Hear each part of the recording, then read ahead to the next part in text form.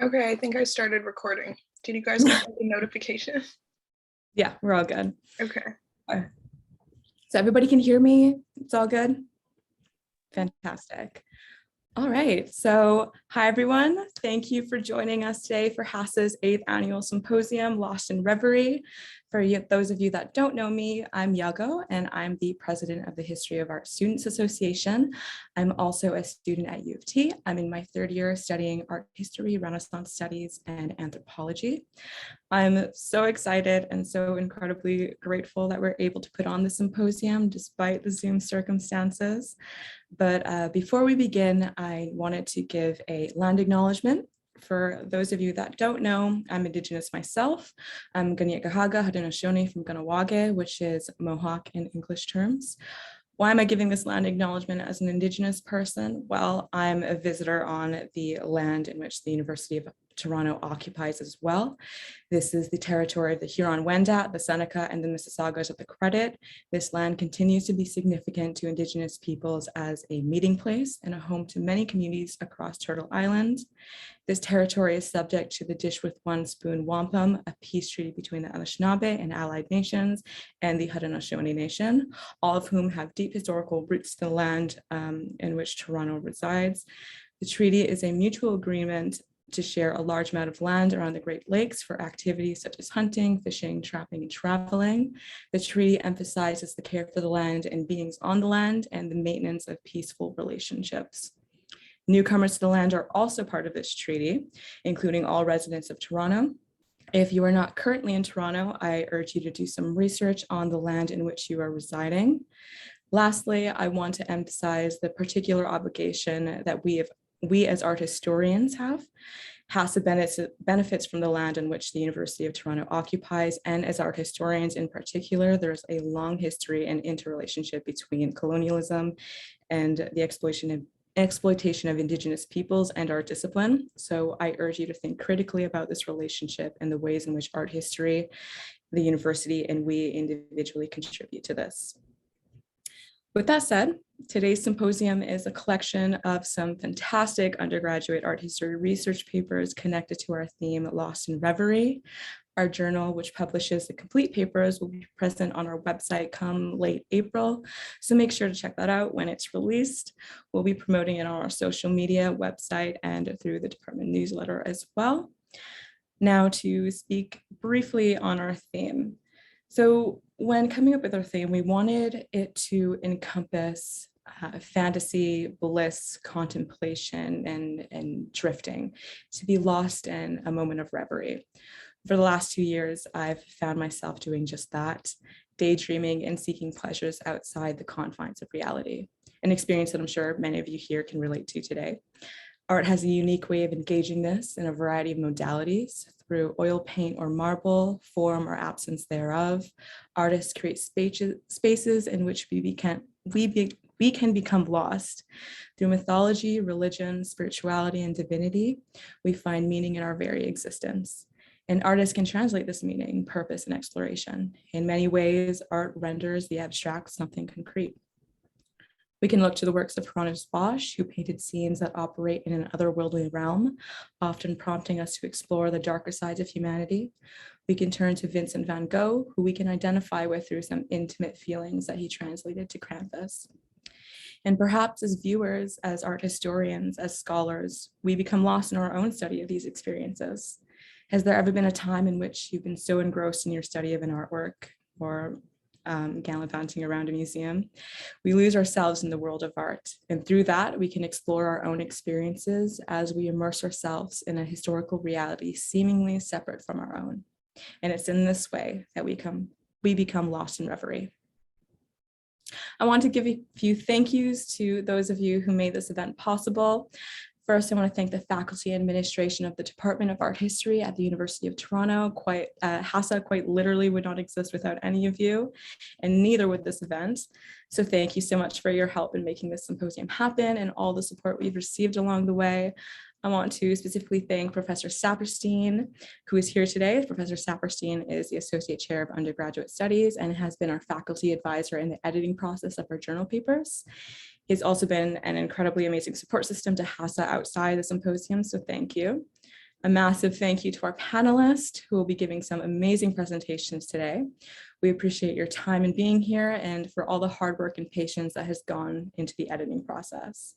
A thank you to Professor Ricco, who's our keynote speaker today at 3 p.m. He will be delivering a presentation on this paper touching upon Rousseau's Reveries of a Solitary Walker as it thinks about the pleasures of losing track of oneself. So thank you, Professor Ricco, for your time and sharing your research with us today. We're also really excited to have B Parsons joining us at 12:30. B Parsons is a visual artist based out of Tiohtià:ke, Montreal, with a practice that encompasses printmaking, painting, and drawing. B Parsons depicts symbolic underworld where plants and figures play archetypal patterns of birth and death. So thank you for B for taking some time to discuss your practice with us. And of course, thank you so much to my fellow HASA members. You are paramount to this association and the symposium. So I'm so grateful for all the work you've done in bringing this symposium to life. And I'm so grateful to work alongside of you. And I definitely could not have done this without you. With that said, I'm going to go over the brief structure of the symposium today and some quick Zoom etiquette, the latter of which I'm sure you're all familiar with. But bear with me and enjoy some stock photos at the very least. This event will be recorded, so keep that in mind. We are uploading the panels to our YouTube and linking to it on our website. It may also be linked to on the department website as well. We have 7 presentations today, 5 student presentations and 2 keynotes. Each speaker will be introduced by a member of HASA, and the panelists will speak consecutively after one another. After an open audience question period will begin, moderated by a member of HASA. During that period, you can indicate you'd like to ask a question or make a comment by the reactions at the bottom of your Zoom screen. Alternatively, you can type in the chat and a member of HASA will read them out. So depending on how long the question period runs, we have a short break in between each panel. So you can stretch, get a drink, whatever you need to do. But if our question periods do run a bit longer, please feel free to turn your camera off and stretch your legs, as I'm sure you're all familiar with very long Zoom sessions and how they can be hard to sit through. So please prioritize your well-being. We highly recommend that you turn your cameras on if you can, but please stay muted unless it is your time to speak or ask a question. As I'm sure you've seen on our website, we do have a schedule of how we expect things to run today, but I will also place a program in the chat so you can check that up, and we will, shows how we expect things to run after, again, and when we start to expect things to start up after the breaks. So I'll place that in the chat for you. Just give me one moment. There we go. And now I'd like to pass it off to Anisha, who is our co-conference chair, and she will start off our first panel. Let me stop screen sharing. And I hope you all enjoy getting lost in Reverie with us. Okay, thanks, Iago. So hi, everyone. I'm Anisha, and for those of you who don't know me, I'm one of the conference chairs for HASA this year. So I'm super excited to present our first speaker, Siena Canonic. So Siena is in her 3rd year at U of T. She's majoring in art history and minoring in Latin American studies and creative expressions and society. Her academic interests include color field, landscape, and installation art, and she dreams of being an art dealer and professor. So today, Siena is presenting her paper discussing the meat of the matter. So Siena, once you're ready, please feel free to share your screen and take it away. Thank you so much. Okay, hopefully this screen sharing works because it did not in the run through. Okay, can everybody see just my presentation? Just the slides. Is it good? Yeah, you're okay. awesome. Okay, amazing. So thank you again so much for attending. I just have one question before I start as well. If I click on this, can you guys see my script? Yes. Okay. Well, we're gonna try to figure out how to do this. My script is my secret. Okay, let's see. I think you can adjust like how big your presentation is, and then you can adjust like how much you're sharing. Does that make sense? Like if you make the file a little smaller. Yes, for sure. Thank you so much for your help. Let's see. Okay, is that good? Yeah. Okay, sorry, my script is moving into the screen. Okay. Just move it a little bit more to the right there. There you go. Is that perfect? A little bit more. I'm glad we have this extra time.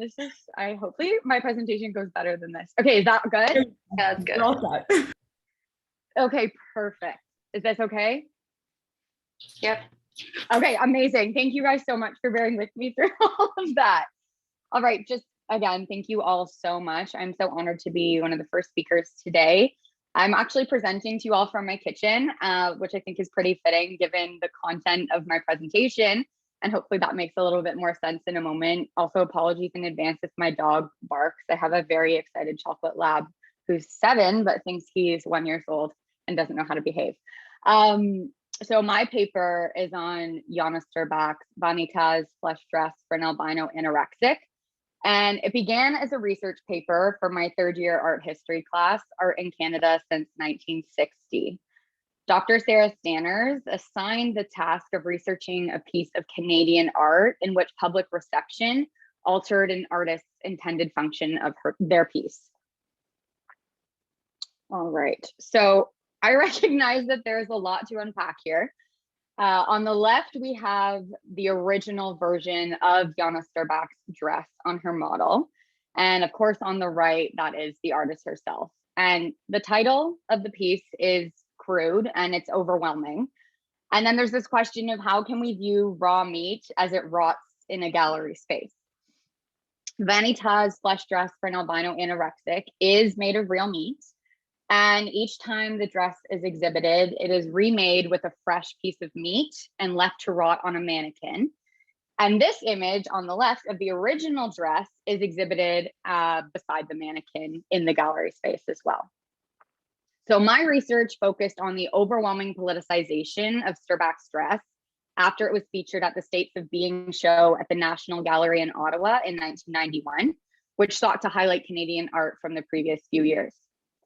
To understand how the temporal context may have played a role in the butchering of Sturbach's intention, most of my research centered around newspaper articles from the dress's contemporary, a few of which my mom remembers being published as well. During my research, I found amusement in reactions from appalled politicians who blamed artists, art institutions, and art in general for playing a role in the recession of the early 1990s. In my essay, I also highlight homelessness and food insecurity activists' response to the $260 piece of meat that was used to create art and not for food.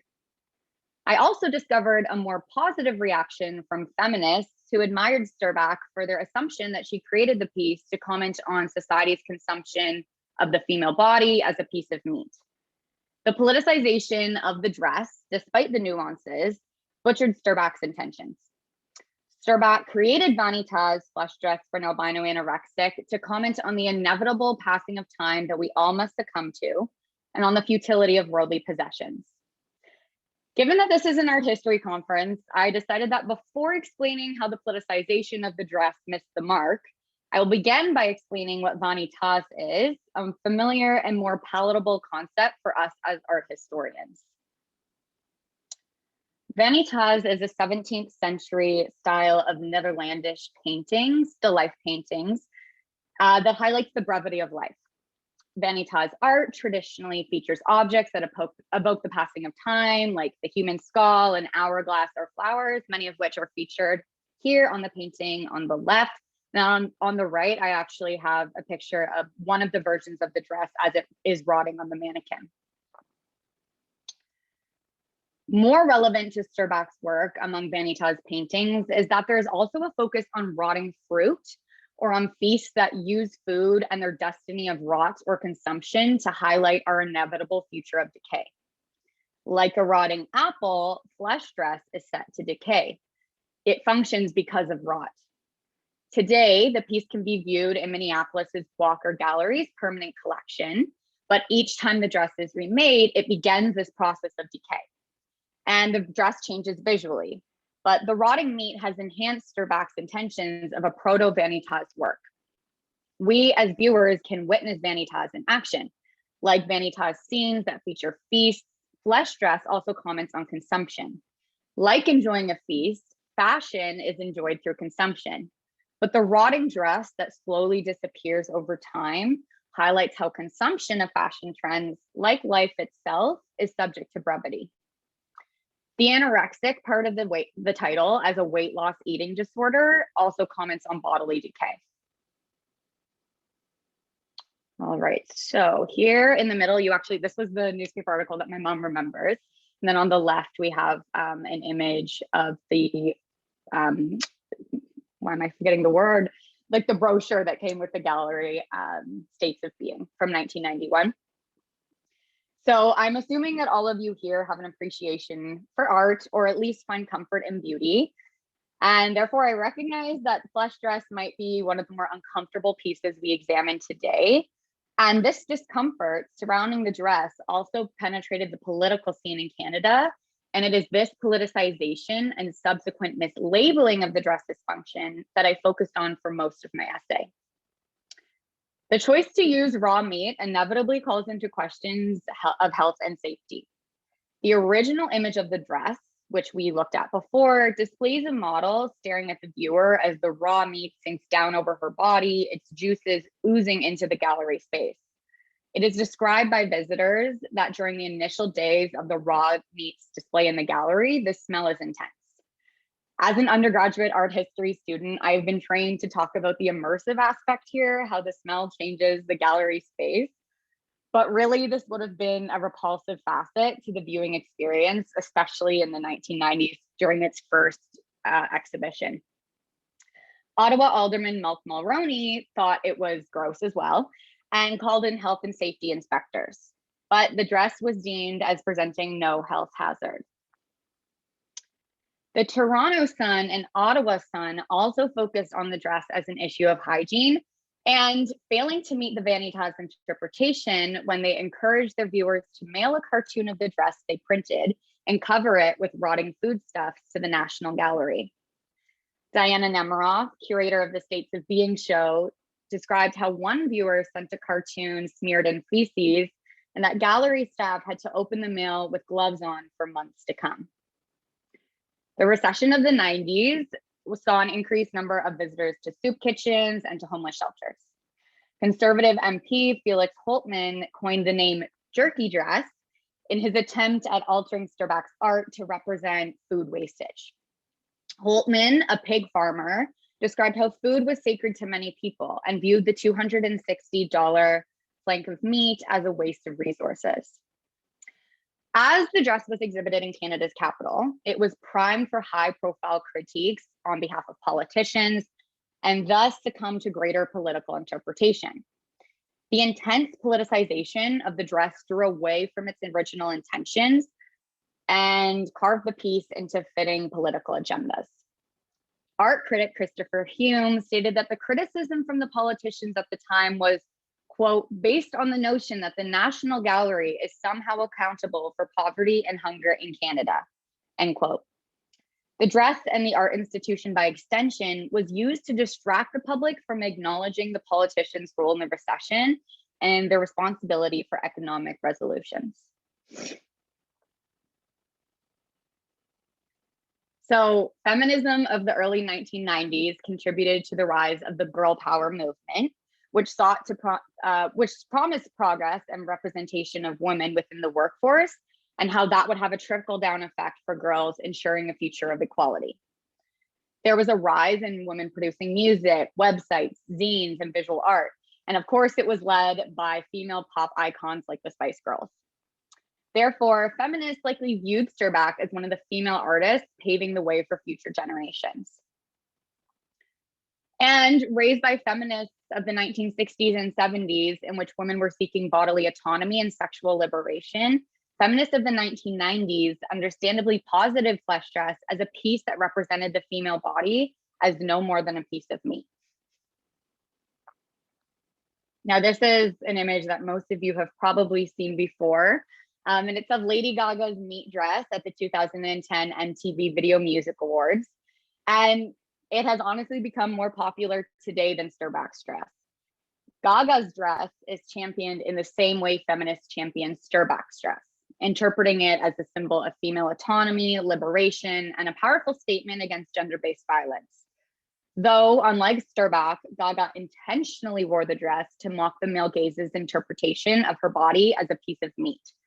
Gaga was effectively doing what feminists assumed Sturbach had done in the 90s. The stir around Gaga's dress dug up the previous feminist interpretations of Sturbach's piece, to which the artist responded, "What Lady Gaga did has nothing to do with what I do." Today, the dress remains within the Canadian cultural memory as a controversial piece. In 2012, Sturbach won the Governor General's Award in the Arts, largely for her work on flesh dress. We are aware that we are on a Zoom call, separated from each other because of the pandemic. If we were examining Sturbach's work 2 years ago, we may have viewed the piece differently, perhaps even more positively than many of us might be right now. We should be aware of the rise of homelessness in Canada since the beginning of the pandemic. In Ontario, food banks and homeless shelters have seen a 25% increase. Today, it might be more common to read flesh dress as the food insecurity activists did during the recession of the 1990s, as a participant in the greater issue of food wastage. I'm also aware that if Sturbach created this piece today, awareness of the dress might be greater in the world of the internet, but participation such as the tactile interactions with the newspaper cartoons from both senders and receivers at the gallery probably wouldn't exist with the drop in print publishing. Thus, understanding how the dress fits into our own contemporary reveals what artist and professor Sherry Farrell-Rosset examines of John Erickson's work in The Fate of the Object. Farrell-Rosset comments on Erickson's objectification process, describing how memories and ideas are constantly deconstructing and restructuring the meaning of an object. While it is unfortunate that Sturbach's work was butchered to fit the political dinner menu of certain individuals, through my research, I learned that this is often the fate of art. In fact, I am participating in the objectification process right now as I come to Sturbach's work with my own memories and ideas, as are you. I encourage you, as you watch the rest of the insightful presentations today, and each time you look at art, to consider how your own biases might be contributing to the butchering of meaning. Thank you. That is all.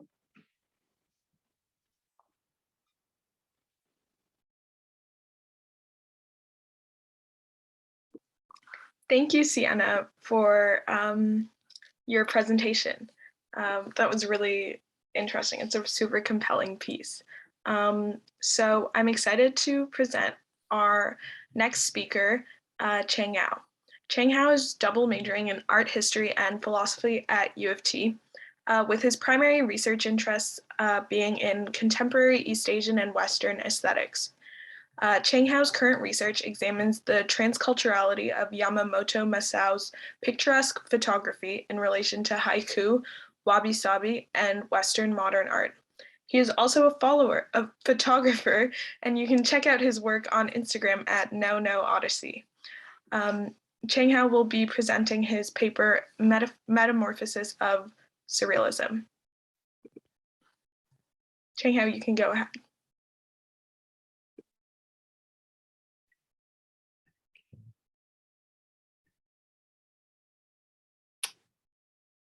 Oops. Can you guys hear me okay?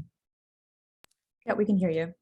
All right, perfect. And so good morning, everyone. My name is Changhao, and first of all, thank you so much. I am very honored to be here sharing my research. And yes, let's begin. So my research this time focuses on one of the long-lasting themes at the heart of surrealism. Focuses on the 20th century surrealist artworks from artists worldwide that evokes the notion of metamorphosis. So this study focuses on 4 approaches to the idea. Each approach contains different artworks of distinct motif, and although they depict diversified subjects, they all evoke the core theme of metamorphosis. So the first section, Mask, discusses artworks that depict the idea of transformation achieved through the temporary suspension of subjectivity. And the second one showcased the surrealist understanding of animal automatism.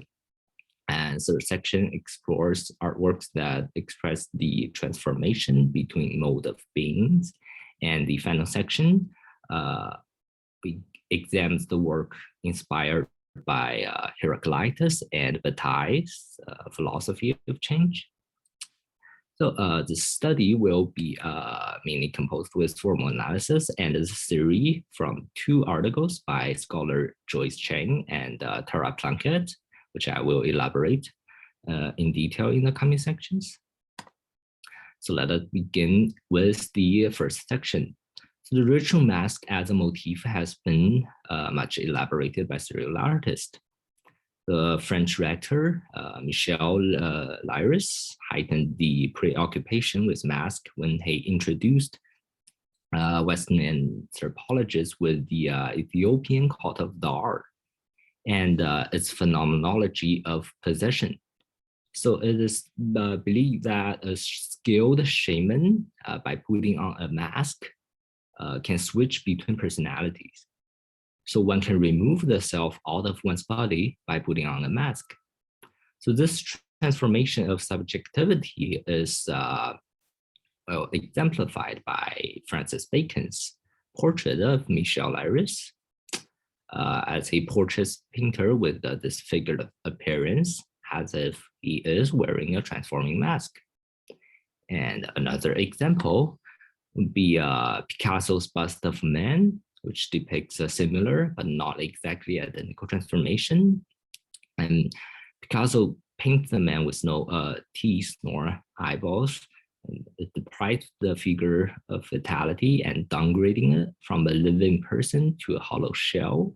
And the disproportional arrangement of facial features strips away the natural quality from the portrait, and together with the coloring and the lifeless expression, it resembles the African ritual mask. But Picasso chose to delineate the figure's hair and the body, so it's not just a display object. So this choice thereby preserves the figure's lease of life, and it is both animated and inanimated. It's really hard to determine if it's alive or dead. So the mask here operates as a medium of change, bridging the side of life and the side of inorganic object. So allowing for this transformation of metamorphosis from a living being to an object. And the second section focuses on the motif mantis, which we all know, like the mask is also a popular motif. So the female mantis is well known for devouring the head of the male mantis while mating. However, some also favor the male mantis for its etymological account value to the justification of automatism, which proposes the possibility of artists creating works independently from human motivation and purpose. So based on Scholar Chen's argument, where she undergoes an etymological approach to the artistic tradition, she suggested that instead of elaborating on the dangerous female mantis, Roger Calva focuses on the fascination of the males. And apparently, the male mantis is capable of continuing mating even after losing its head. So nowadays, we think as some random common scientific fact, but it was extremely fascinating to Kiowa because he thinks that if mantis could seek for sexual pleasure while missing a central nervous system, then there is a chance of people generating art without any utilitarian considerations or without thinking about anything at all. So this kind of metamorphosis is the movement of this alive to dead transformation. And this in between state of mantis to the surrealist is free of any motivation. And it's a purely creative one and a free one. So the third section, we examine the motif of hybridity. Here I categorize the three forms of metamorphosis in hybridity with the help of scholar Planck's research. So I refer them as first totalization, and second objectification, and third transcendence. So with first kind, it is process of a simple unification between objects. So exquisite corpse is of this kind. The process of coming together evokes a transformation from separate parts to a unified whole. So what they are doing here is just making individual objects into one entity. And it is of course different from the second kind. Marguerite's collective invention illustrates this kind very well. It is also combining the female body parts with other parts, but what is different from the previous one is that this art actually transforms the living woman into a still life. So the exquisite corpses are just jumbling up already dead things. And with this one, with the objectification, what you're doing here is downgrading a living subject into the state of an object. So Marguerite does it by inversing the mermaid, so made it look like it's washed ashore. And this inversion of a creature from a popular imagination immediately brings forth the feeling of unbelonging and misplacement. It's producing an inharmonious image.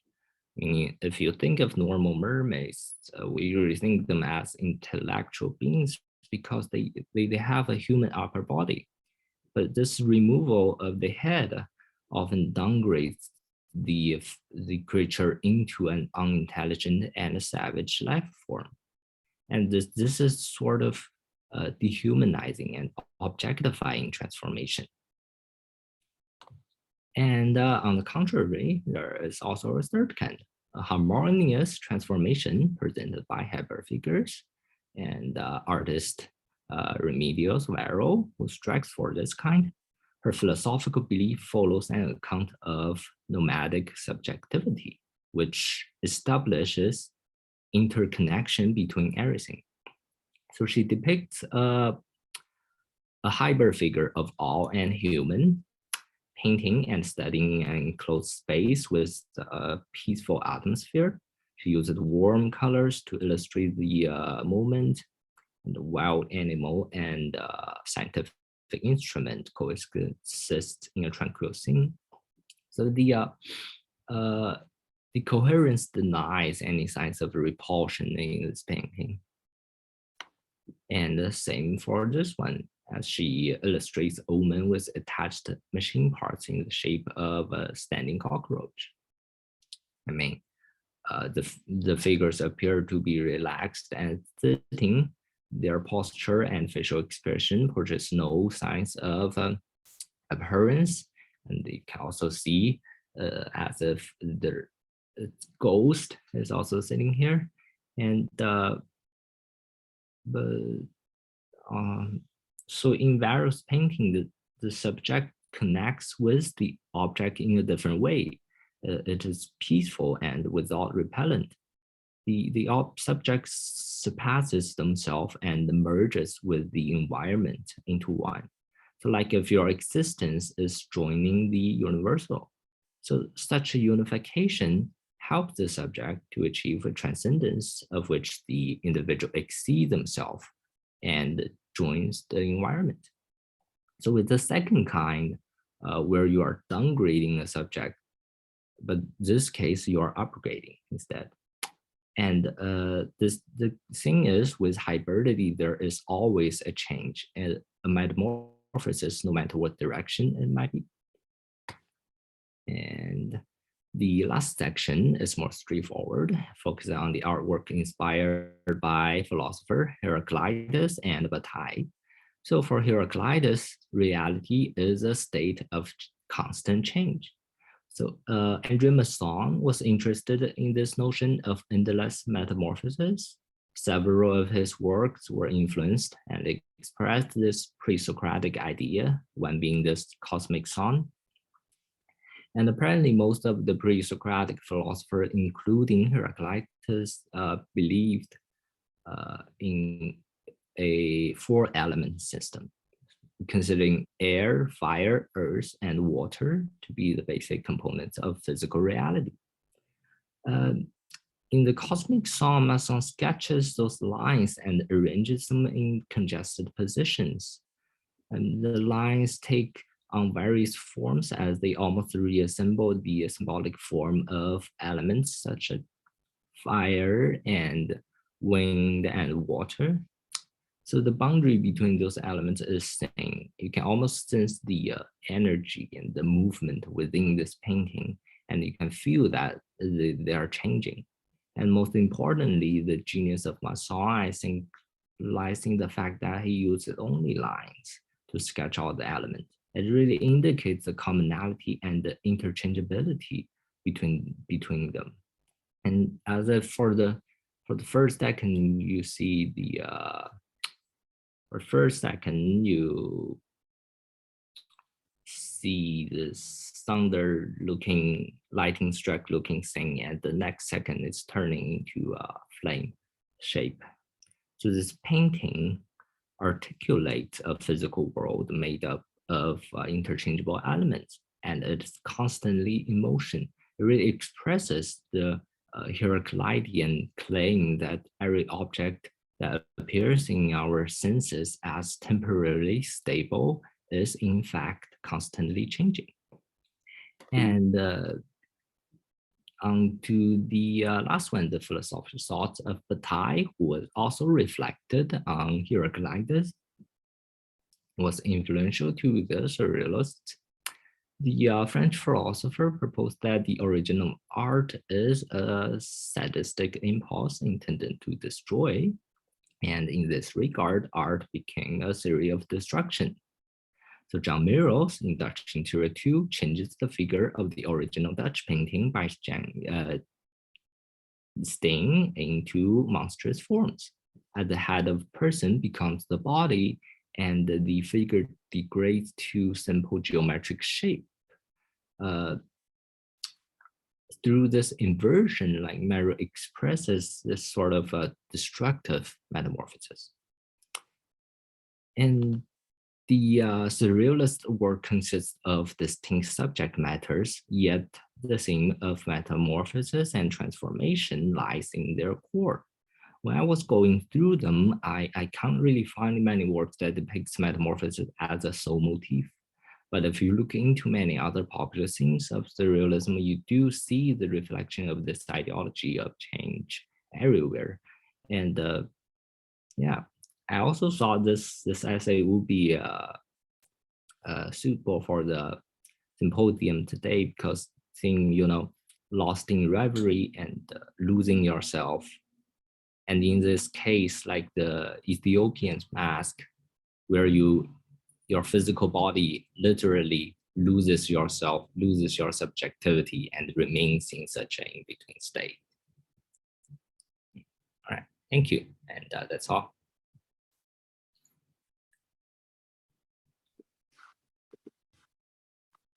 Thank you, Changhao, for your presentation. I really enjoyed that. That was really interesting. We will now open the floor to questions for both Changhao and Siena. So you can unmute yourself, raise your hand, or type your question in the chat. Yeah, thank you again to Siena and Changhao for their presentations.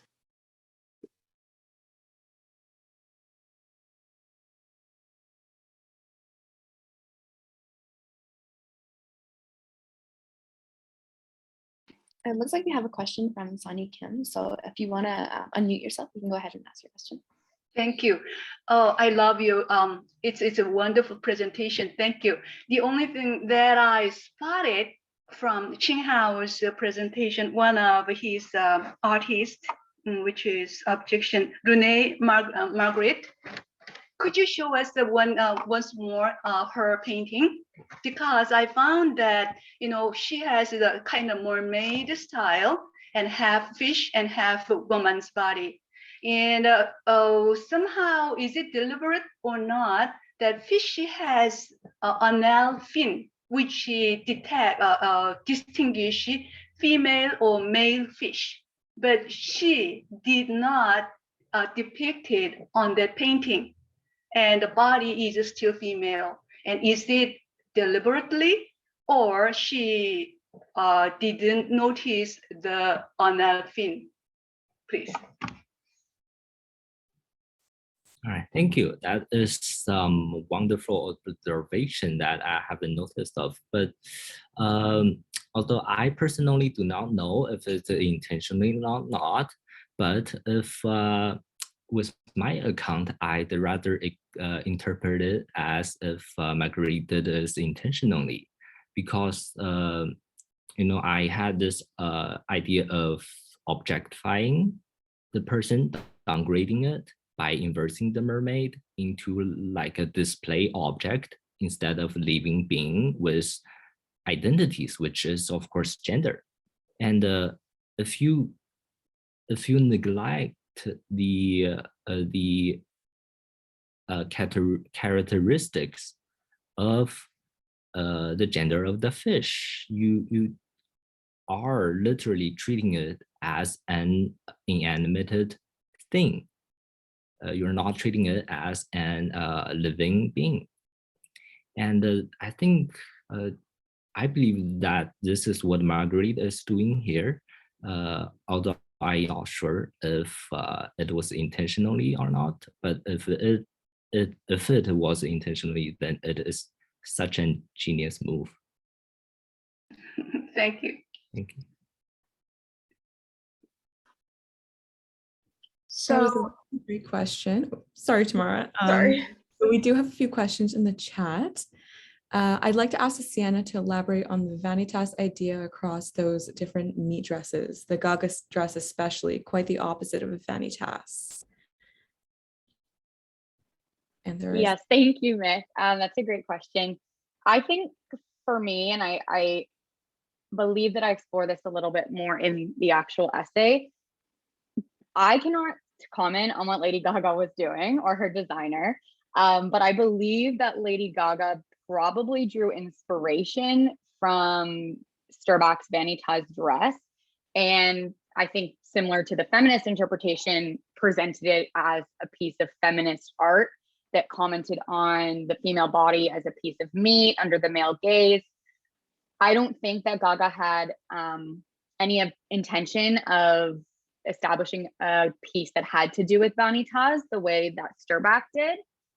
I think in terms of Vanitas and the idea of decay and rot, Gaga is, as a more contemporary example, kind of takes away and decays the original meaning of Vanitas. That would be the only connection I could make.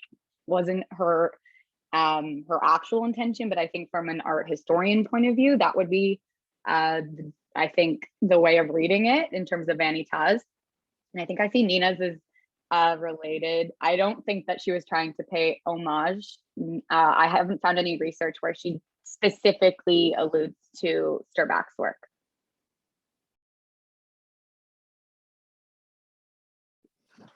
So I think we have one other question for Siena in the chat from Ian. Aren't all pieces of art subject to misrepresentation?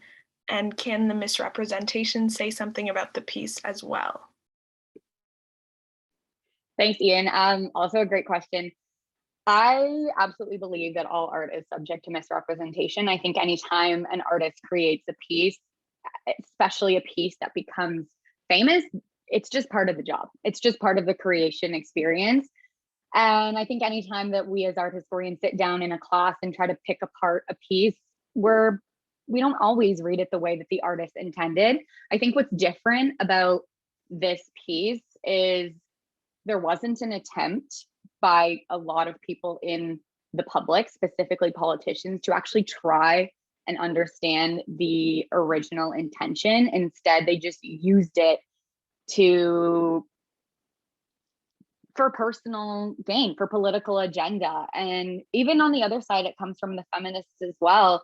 They love the piece. A lot of them still today view it as a piece of feminist art, but they also didn't try to look into it as what it actually was. So I think that's the difference with this. I think I don't want to say nobody, but a lot of people were not actually investigating Sterback's real intentions.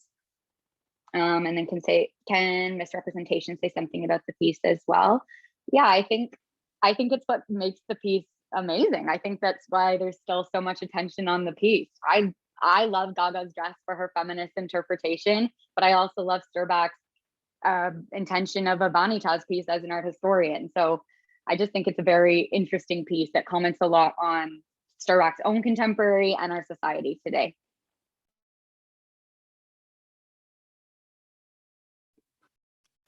Thanks, Sienna. I actually have a question for Changhao. You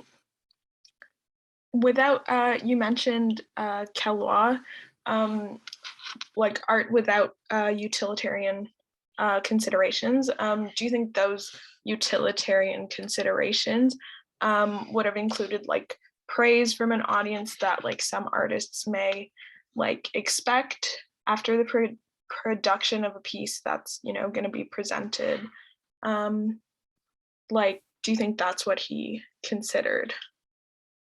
Yes, a good question. Yes, I think that's exactly what he had in mind. So I think by utilitarian consideration, he means that everything that is, if you use your faculty of reason, and the outcome is necessarily an utilitarian consideration for them.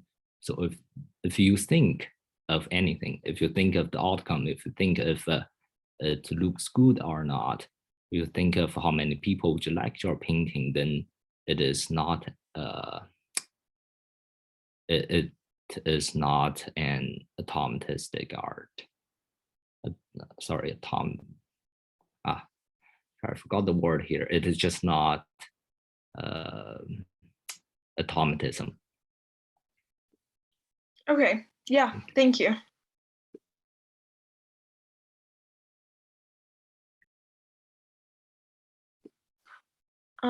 If we have no other questions, I guess we'll just take a brief break until 12:30, I believe. So, you know, last round for questions. Raise your hand, type it in the chat, unmute yourself. If not, I'll pause the recording and I will see you all. Oh, sorry, just to jump in, I think I see Professor Saperstein unmuted. Yeah, sorry, I didn't want to interrupt. I could ask a couple questions since I've worked with both of the speakers a little bit on the papers. And Changhao, I really like your presentation. It's very a thoughtful musing on some of the important ideas about automatism that are underneath the surface of many surrealist artworks. I just wanted to point out a theme that I think came out of the works that you showed us of automatism being about decapitation in a literal sense. A lot of the works that you're showing are about either the mantis theme is kind of like a pretty obvious one, but also the inverted mermaid creature who's being replaced with a fish's head is also really playing into this idea of automatism, like the idea that this is an expression that's an artistic expression that's coming out of the subconscious with either literal decapitation or the loss of the human face. And you have that in the Moreau and some of the other works. So that's I don't know if you have any thoughts about whether you would like to bring out that theme, but it's something I think that came forward from those 4 topics that you addressed.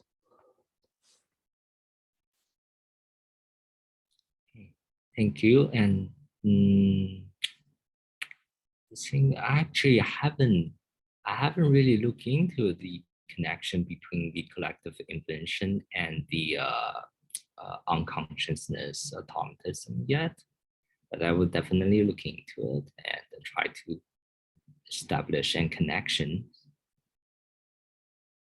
Thank you very much for the suggestion. Yeah, sure, and I'd be happy to talk with you about it later if you're interested. Yes, definitely. Thank And you. I had one question for Siena. I was wondering if you could say a bit more about the other part of the title of the work, right? About what was it? What was it? The albino. It's anorexic, flesh right? dress for an albino anorexic. And how that interplays with this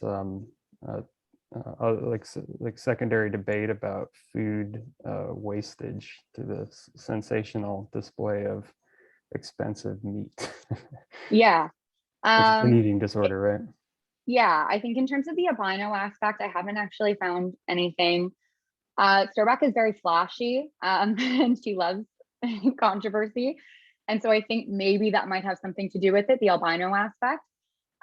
Just in terms of the anorexic part, obviously, if you're uncomfortable with me talking about this, you can just mute me, because it is a conversation about eating disorders. I think that anorexia is an eating disorder in which people lose weight through various different means. And I think that relating to the idea of food wastage and consumption specifically, and then creating a piece that is in a way commenting on high fashion and placing it on a model, I think that's where Sturback was going in the direction of anorexia, just because the fashion scene and modeling industry, we know traditionally has been rife with eating disorders. And then on the other side, you have this kind of commentary on like the trivial aspect of consuming fashion or then also wasting food. She might be commenting on that in terms of the misconception that eating disorders come from the idea that people want to lose weight for beauty standards.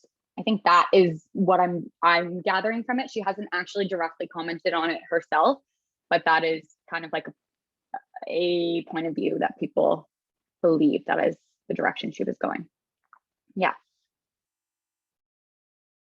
Yeah, thanks, and well done. I think that's a fruitful area to explore, and certainly there's much more complexity and depth to this piece than the way it has been presented in the numerous expressions of outrage that came out of its exhibition.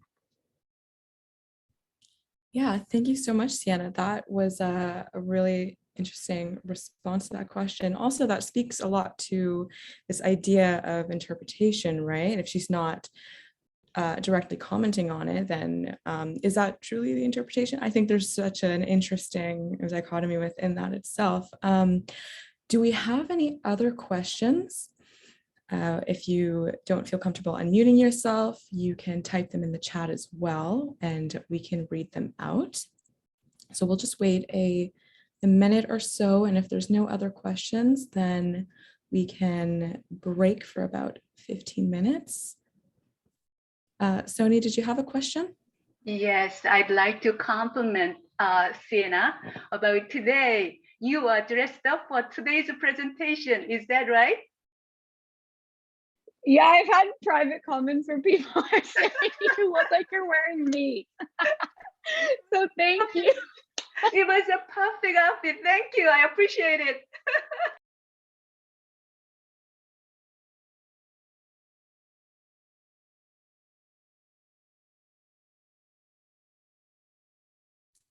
Okay, well, with that, yeah, that's such a funny comment. I didn't notice that until now.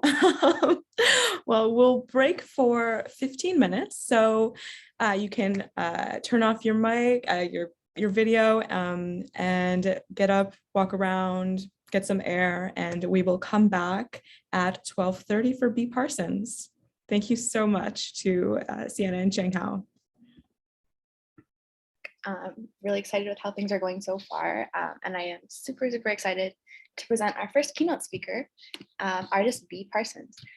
So B is based in Montreal, where she is represented by McBride Contemporaine. She holds an MFA in visual art from Columbia University of New York and a BFA in painting and drawing and art education from Concordia University.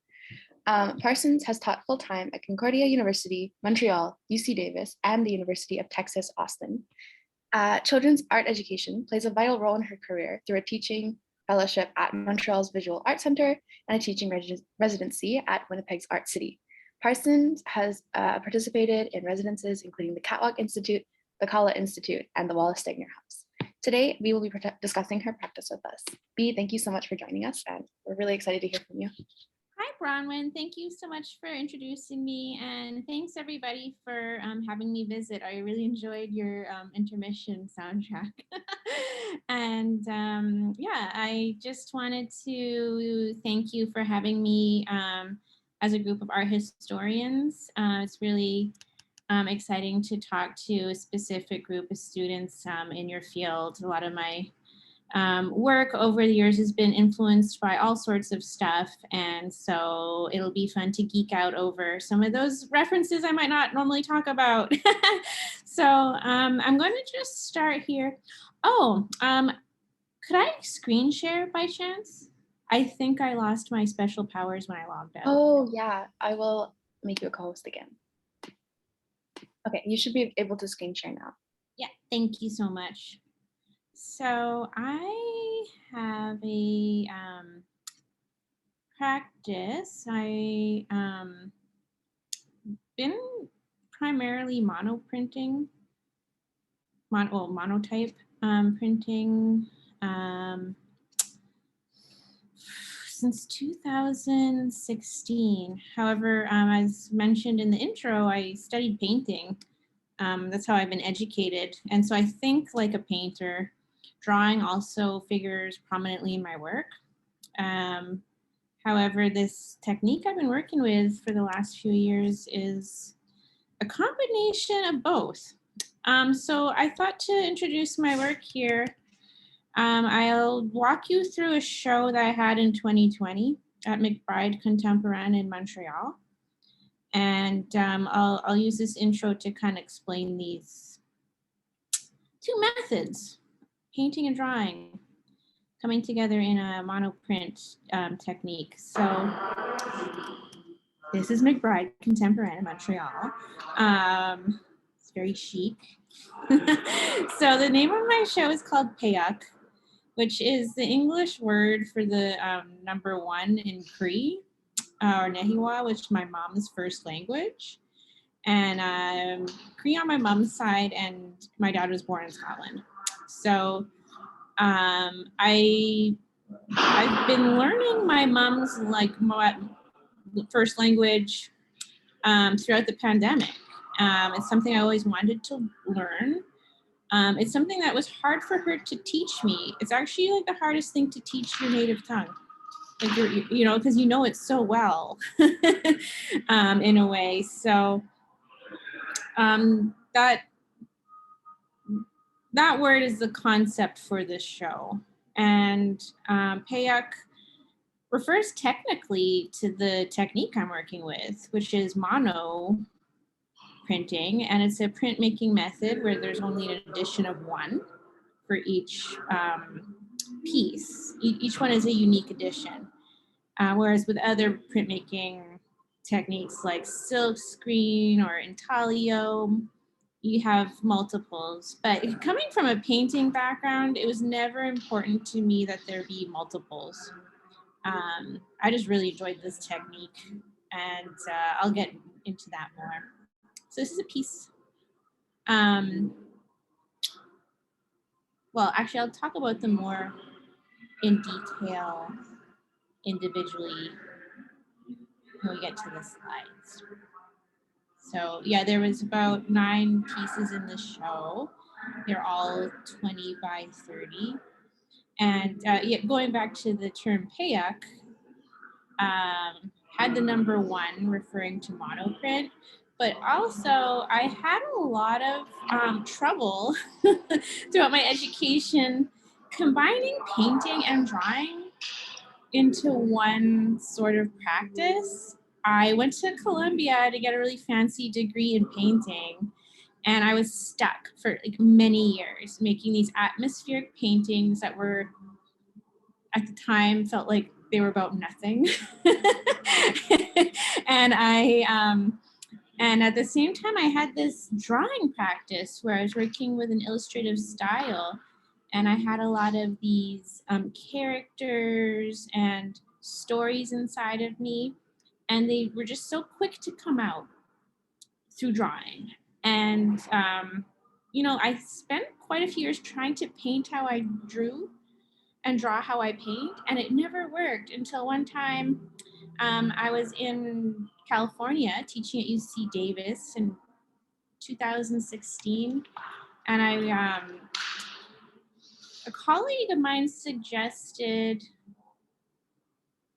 trying out this method. He was a printmaker, a professor in the printmaking department. So I went and did an artist residency at a print shop called the Kala Institute of Art in Berkeley. And it's in an old Heinz ketchup factory. Beautiful, beautiful, beautiful, beautiful print shop. And it's in the Bay Area. And there's all these old timers in there who've been, you know, working from that region of the world. And in California, like, they have a long history with Disney and animation, and in the Bay Area, specifically street art. And I just felt full permission to explore my characters and these type of drawings. I shook out all the New York, all the all the weight of abstract expressionism, all this stuff. I want to mention too, I'm very easy to hypnotize, and whatever I'm around, I absorb. And when I was in New York, I felt that weight of painting and abstract painting. I loved it, but it wasn't quite me. And I moved around a bit after grad school. You know, I was trying to figure out my identity as a painter from Canada, or a group of 7, always on my shoulders. I went to New York, couldn't figure out how to paint there. I was in Texas, really focused on teaching. And then when I got to California, it all kind of came together. And yeah, going back, I had the monoprint workshop that I went to at this residency. And you know, when you just learn something in one day and you never do things the same again, or you read a book or something clicks. That was really my experience with this method. And I've been having so much fun with it since. It was like the perfect medium for me to work with these painterly gestural moves that I really did love. I love painting. I love paint. I love the tools. I love illusion, everything about it. But I really had to kind of find my way to do it. So this was it. One thing too I want to mention, just technically, with monoprinting, I always work in black and white grayscale.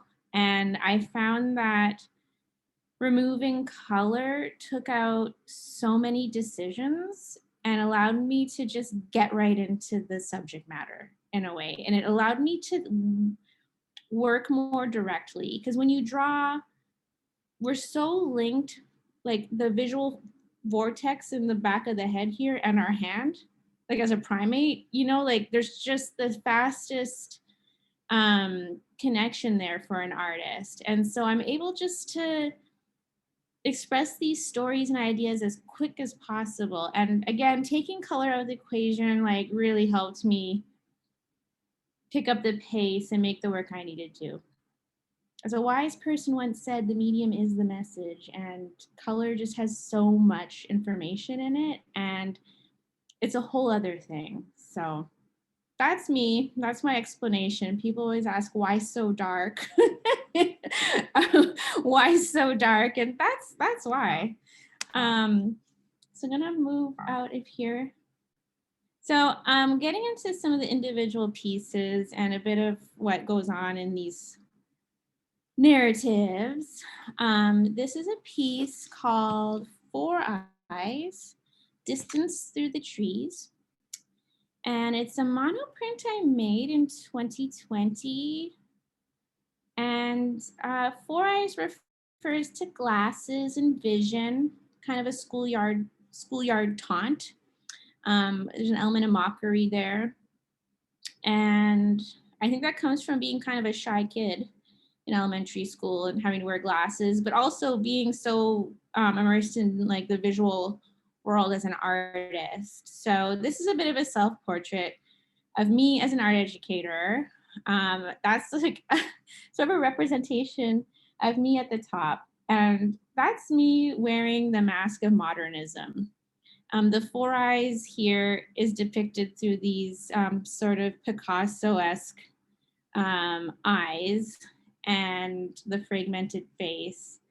And why I'm describing myself there, like I am a teacher. I've been teaching university. I work with kids. You can't shake modernism as a painter and the influence of someone like Picasso, whether you love him or hate him, he's there, and all that baggage and all that beautiful painting too. And, you know, that's me sort of wearing this, this mask of modernism. And it's a bit of a trick too, because Picasso had these African masks in his studio, and you know, he'd appropriate them in his paintings.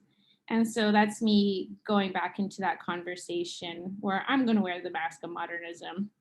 And right below me is one of my students, and I decided to represent like a pupil that looks more like a manga character or a Bratz doll, or has some sort of influence from their childhood or youth that brought them to art. And they're looking down, and I wanted to have like this, almost the light of a screen maybe, or an iPad. And so they're looking somewhere else. And, you know, I just wanted to allude to that aspect of visual culture and what the people I'm teaching are absorbing and love and bring into their world. And, you know, I toggle between these two characters because I grew up learning how to draw by copying Betty and Veronica and Archie comics. I love their little shoes and the hair, and especially like older Archie comics. You know, you buy an Archie comic digest, there's like the new ones, there's like the new stories in the beginning, and then in the back they sort of recycle like older like stories from the 70s. I love those ones because the clothes are so pointy. I don't know, there's just its own style. So anyway, that's me kind of identifying with both the, you know, teacher and the student, and what we absorb in our culture and what we end up making art like as a result. And so the last thing I'm going to mention is I'm pointing out towards this Sublime Landscape, which we all know about.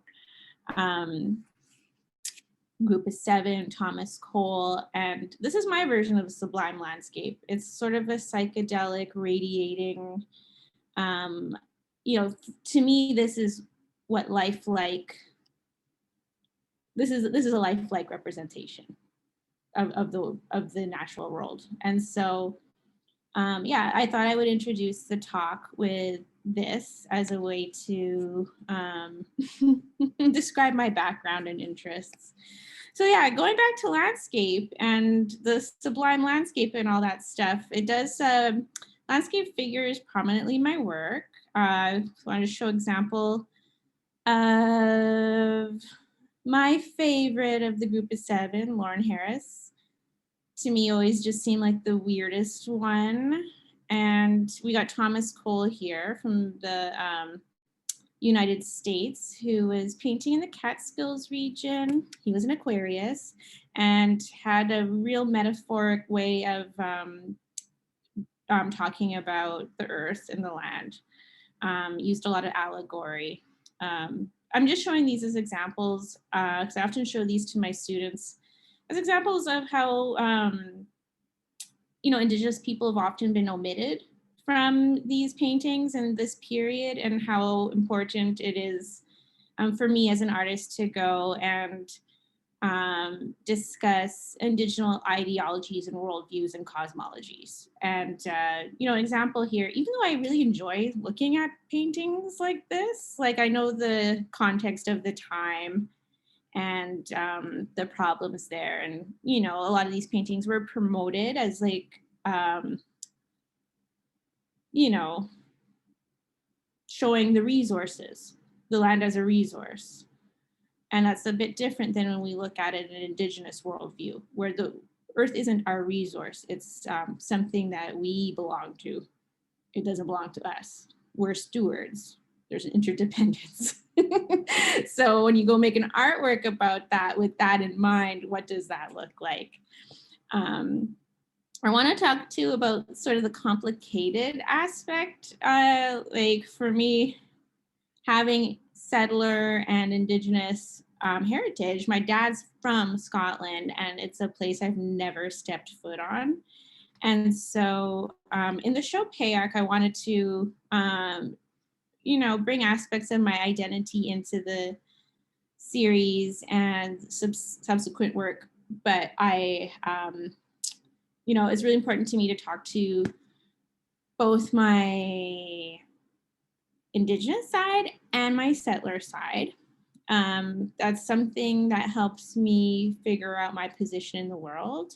And for me too, like as an artist, one thing, a big thing I forgot to mention too with the concept Payak is I often feel like I'm delineating my background and then in these two sides, and then I'm sort of not whole. You know, I'm not talking about myself as a whole being. And the one place I really feel the most whole is in my artwork, is when I'm making work. It's definitely when I'm the most present with whatever I'm doing. It's the best place to go into what seems like unknown parts of ourselves. I really like talking about that with my students because I know this is the kind of artist I am, is I feel like there's always those things that are trying to make themselves known when you make art that you don't always know are there, and you always plan. And for me, that's the most exciting outcome. And yeah, so Payak for me, it was a way to also acknowledge myself as a whole being, and how being an artist is this other thing where I'm no longer separate. That said, I like to bring the separate things together and talk about them and recomplicate it.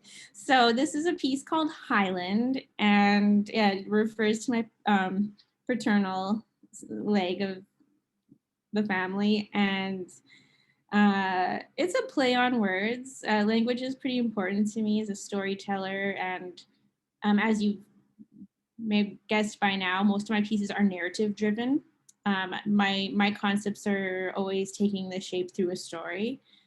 And yeah, this piece is called Highland because I'm referring to the landscape over there, but it's also a play on words with stoner culture because I have this kind of grungy looking Neil Young sort of scraggly haired figures that started popping up in my work, and I never discouraged them. They come up while I'm making work, and I've started to figure out what they're about over time. But anyway, that's the title, and it's referring to both that pun and the place, the location. Going into that style and everything, like this type of grungy character, I am 41 years old and I went to high school in the 90s. So I noticed a lot of the style that I loved and what I saw and what I grew up around coming back into the work. And I'm having a lot of fun with my students right now because the 90s kind of came back as a style. And I remember when I was in high school, we were all trying to thrift stuff from the 70s. And so we've been discussing a lot this weird 20-year cycle that seems to happen. And there is like a fascination about what was happening when we came into existence. Like, for example, a lot of my students who were born in the 90s are like, you know, I see people walking around with Friends t-shirt, or, you know, Nirvana or whatever. Like that had a moment of popularity recently. And, you know, I was talking to a colleague about it in my class, and there seems to be some kind of fascination about looking at what was happening culturally when you came through those doors of existence into this plane of existence and time, and how that sort of recurs in fashion. And anyway, I'll stop talking. I'm a teacher, so I could talk for an hour about for every slide. But if anyone out there is interested, there's a cultural theorist philosopher named Giorgio Agamben. I'm not sure, he's from Italy, and he's got a great essay called What is Contemporary? It's like very similar in some ways to Foucault's essay on authorship, but he's really good at describing those ideas in terms of fashion. And, you know, that feeling and that sense when something just comes into fashion, but you can't quite describe it. It has that like, this is cool, but I'm not sure why. And then within a few months, it's copy paste Forever 21, you know? And so, yeah, it's a really fun essay. And those kind of ideas were in my mind with these grungy characters that I'll talk about more in a minute. But yeah, going back into the topic of land here, this is a piece called High Points. And talking about landscape, I was into this way of delineating the space and breaking things down and playing with figure background, foreground background, and shifting scale. And it's a way to sort of put the people back in the environment and, you know, see ourselves in relationship to our surroundings. And I was playing a lot with this Cubist sort of modernist language. You know, it's sort of a weird relationship that I have with this past in art. And, you know, it's one of the ways I've been trying to figure out where I live in all of that. And so I thought I would make work, yeah, like referencing it. I had that in mind when I put this together. So going back into how I make these, I thought I would show you a bit about the equipment that I use. I work at a print shop called Atelier Circulaire.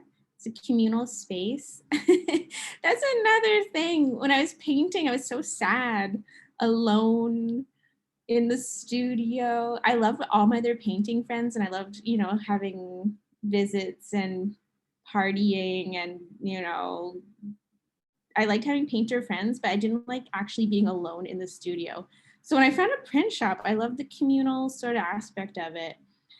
So yeah, this is a shared space, and this is a French-American press. This is the equipment that I use to create these pieces. And just for people who aren't from a printmaking background, how I make these specific prints is I have a large piece of plexiglass. And on that plexiglass, I cover the whole surface with etching ink, which is typically used for intaglio. And then I draw into the ink and use processes of removal to create the images.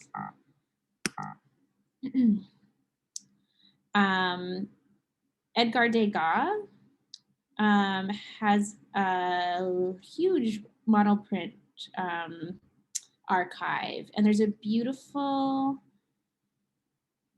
documentary on the MoMA website. It's quite short, but it really goes through how he made these monoprints. And when I took that weekend workshop that changed my life forever, it was like a really like a weekend workshop. It was kind of mostly people who were there to take up a new hobby, but I got really into it. So I went and did all this research, and I watched that documentary, and I really liked Degas' sense of illusion. I love the tone and the light. And as you can see here, I studied how he made his and went and made my own versions. Of course, looking at the context though, and the person I'm in conversation with, we all know about the gaze and point of view and position as a viewer and artist and all this stuff. And I was noticing Degas had a lot of like young women dancing, lots of women having baths, and for whatever reason getting their portrait made, and they're beautiful, but what does it have to do with me? So I took the opportunity to do something I don't normally do, and I was like, okay, I'm gonna just get into conversation with Degas. There's nothing to debunk here, by the way, like I just sort of had to go through this I just kind of had to go through this process on my own terms. So this is a piece called Onlooker, and it's a naked person on a beach, and she's naked and wearing sunglasses. And so I wanted someone who is naked and comfortable, similar to this person. However, I wanted her to hold a lot of power, and that is in having her eyes actually covered up, so you don't know if she's looking back at you or honestly not giving a fuck and just looking out at whatever, enjoying her smoke. I just, I wanted a little tension there. And I also wanted to work with a bit more of a naturalistic style. It's not a piece that I put in a show. I don't think my gallery even knows I have this. They always want my stuff. But I wanted to share it with you just to explain my trajectory and my education. This is something I made because I felt like I had to, based on how I learned how to do this, right? How do you reconcile the past? So that's one way. So I did it, and it was fun, but then I had to go back into my way of doing things. And this was a piece that I made to kind of conclude that exploration for myself. It's called Bandwidth. And I brought this nude figure closer to the style that was familiar to me back into illustration. And Bandwidth, she's kind of bathing in these invisible forces. I was thinking a bit more about internet and connection and how we kind of live in the world right now with all these satellites and ways of communicating on that level, and how familiar it is to me, but at the same time totally mysterious. Like I don't know actually how this works on a scientific level. And so connection and relating to people and kinship and being alone as well are themes in my work that come from my worldview. And so that was one of the ways that's one of the manifestations of that. So called Bandwidth. It can also talk about things happening on an emotional, metaphoric level. So anyway, going back into the stuff that I do put in shows, this is a piece called Speakers, and referring to the role of ancestry and,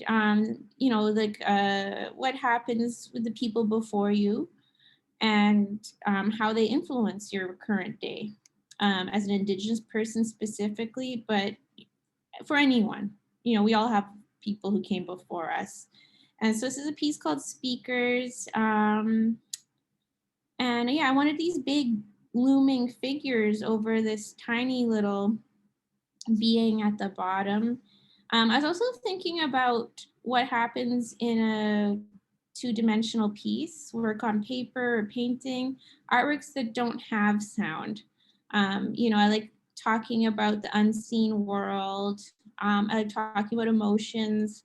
I like describing kind of those things. And so I was thinking about eliciting the sense of sound through, you know, a 2D piece on paper. And yeah, I wanted these flowers to feel like kind of subwoofers and something kind of vibrating through this space.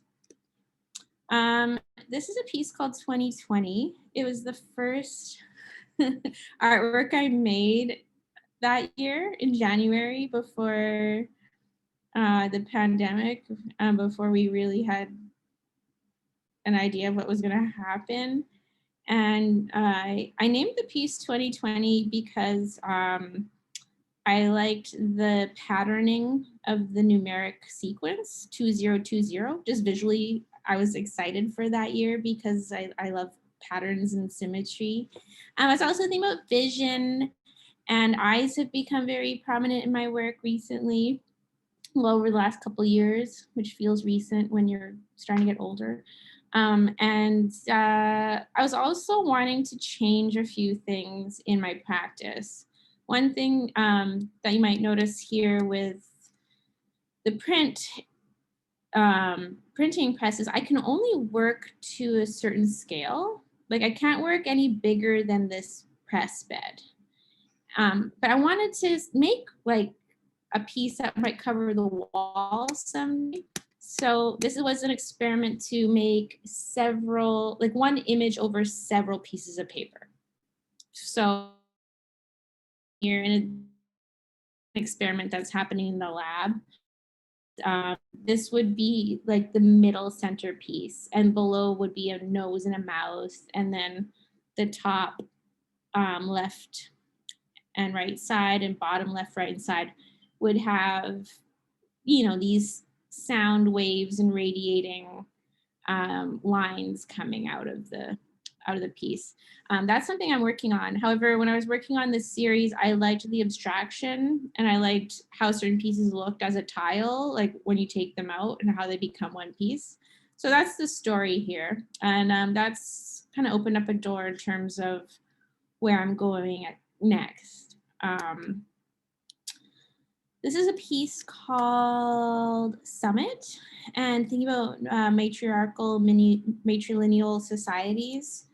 And I became pregnant around this time, and I was fascinated by the aspect of anatomy and how when a biological, well, anyway, when a mother or a child, life giver,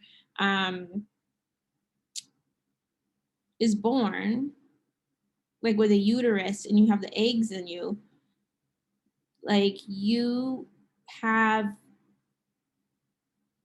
your uterus, it's like the Russian dolls, you know, like a person has the eggs inside of them for the next baby. Basically what I'm saying is that I got pregnant around this time and I was like, holy smokes, the little egg inside of me that's now becoming a person was already in my mom when she was born.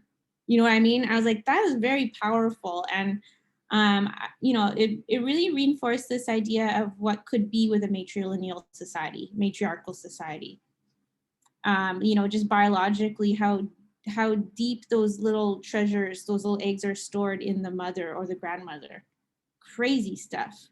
It all sounds so corny, and then you have a kid and you're like, oh my God, it's beautiful, it's cosmic. Oh gosh. So those are the thoughts that were running through my mind. Technically, on a more serious note, I wanted to sort of simplify some of my images and distill them and use the figures themselves as motifs. This is a piece called Velvet Collar, and kind of a romantic piece here. we have a figure looking out at the top, and this one's a bit about process. And I was thinking about being an artist and how an artist is there for like every step of the creation process. And you know, a lot of my work starts as a drawing. Most of what I make starts as a drawing. Drawing is really important. I draw almost every day. I took maternity leave in June, and the first thing I did when I went out was I went to go buy diapers, and I bought colored pencils and came home and drew. You know, like I couldn't go on maternity leave. To me, drawing isn't work. Drawing is a way of thinking. It's just, I was like, how do I take a break from that? It's not even some capitalist work ethic that I've been brainwashed by. It's a deeper part of my humanity. So yeah, drawing really, that's sort of like me as the artist, or any artist, looking up and seeing a rudimentary version of what's to come. That's why there's sort of just like the bare minimum initial scratchy drawing at the top there they're looking out at. Everyone thought it was about like love or something. I was like, not that kind of love. Love for what you do. So yeah, Vision, this is a piece called Peers, and this was made during the summer, the first summer of the pandemic, and I'd been studying language courses online. I was learning Cree from Robin Quinn at the Center for Race and Culture in Edmonton, where I was in Montreal, and I was really enjoying these group courses, and especially I'm a teacher, so it was really fun to be a student. However, one thing I was really fascinated by was the interface itself and how strange it is. Like I could be looking at Bronwyn, for example, and looking at your eyes, but you won't know unless I say. And so I found this weird slippage in interaction really weird. And so that's why I kind of clustered all these faces together and used these lines as a formal device, you know, to add a bit of dimensionality to this flat space, but also talk about the weird way we're connecting. Weirdly enough, I made this right before the pandemic too. I didn't know what was going on. It was again kind of the topic of what an artist sees when they're alone and all the other things that go on before a finished piece. And so that was to be told through leaving evidence of the process here. Normally I cover the whole surface of my plexiglass with black ink, as black as you can get, as you can see on the left side here. And I use a brayer roller. It's like a rubber roller. And I use that to give a really even coating of the ink. But you can see on the right side here where the ink is running out. And normally I would go and like cover it up again, but I thought I would just leave some of the process evident. That's why those little lines are there. It's just the ink hasn't totally been covered. All right, so again, drawing, everything I make starts as a drawing, and this is an example. It's like a provisional drawing, and I woke up one day and I had this idea and I scribbled it down. This is what most of my drawings look like. I keep lots of scraps of pieces of paper and index cards as well, because I like to have an edge, and I like to have, even for a sketch, just an idea of how the drawing's going to feel on the actual paper and the surface. And I find you don't get a sense of that tension in the sketchbook, if that makes sense. You know, I like to see like, okay, what's going to happen if the hands on the sides here touch the edge of the paper? But I really need to feel the drop off physically. So even in a sketch form, I'm thinking about these as final pieces. So I woke up one day, was gifted with the moment of inspiration, and I went to the studio, and this is the outcome. So what happens here in my idea process, I wanted to have a little being, as I mentioned earlier, talking about being stewards of the land and the interconnection and the interdependence. And I wanted to express that with sort of like a figure ground relationship. weaving in and out of the space. So this is a piece called All Over the Place, because as an artist, I often feel mentally really scattered, but also whole. Also, there's a lot of people with settler indigenous background, and we're all over the place. And I think there's a lot of mistaken identity out there. You know, that's being referred to in the title as well. And so yeah, I had this idea, and the other the other thing that fueled this piece was I was going for ultrasounds. I was pregnant, and I was so fascinated with being able to see through the body using sonar and sound waves. I thought it was the craziest thing. Again, sometimes the most mundane experiences become really heightened when you're in that pregnant hormonal state. So, and I knew I was also a real artist some days, because I was like, I just can't go and enjoy the ultrasound. Like, I have to go and bring it back and make an art project. So that's why we're seeing through the body, and it being black and white really triggered some ideas. So yeah, to kind of not separate the human from the land.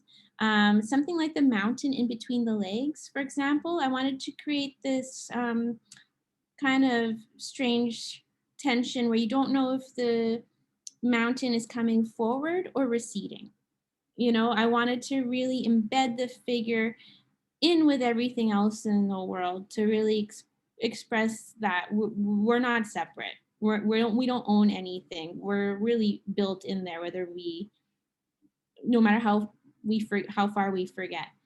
And you know, being pregnant at the time and thinking about you know, generations and you know, the future and the past, I have this kind of excited cranial shape lifting up into the sky. The other thing I wanted to say here, I know we're kind of getting to question time, and I could talk a lot. There's a belly button in the middle, or like a ring. When I'm learning my mom's language, one thing that's really important these days as an Indigenous person and in the past is, you know, asking where you're from, because there's a lot of pretendian stuff going on out there. There's a lot of controversy, people claiming ancestry, but it's like from 400 years ago. And so you're kind of doing violence to the people of today who are having kind of like lived experiences. And it's a problem in academia, like probably all read these stories out in online and whatnot. It's like people taking grants and positions and like jobs where it's like, okay, you might have Indigenous ancestry, but it's like kind of a reach, you know, if at all. And then, you know, it goes back to like a cultural practice where you just ask, like, who's your mom? And that's pretty normal. Like, I'm from Saskatchewan. My affiliation is Big River Reserve. That's Big River First Nation. And, you know, when I go back home, it's often like you talk to people around town. Oh, who's your mom? Who are you from? Oh, Red Iron Lachance. It's not a big deal. But I think in academia, or like when you move out, you're like, okay, so how are you related? It's more like, well, you can't ask that, you know? So there is even there in like the custom of something so simple. But anyway, going back to the belly button here in Cree, the old term, when you ask for where you're from, the lingo translated to belly button, which goes back to who are you linked to? Is that your mom, like physically? And so belly buttons were starting to come up in my work quite a bit once I learned that, because I love that little portal and that little connection and the use of language there. So that's a little code in my work. There's lots of little kind of visual cues, and when I learn something, I like to figure out a way to incorporate them in. That really helps like make formal decisions as well.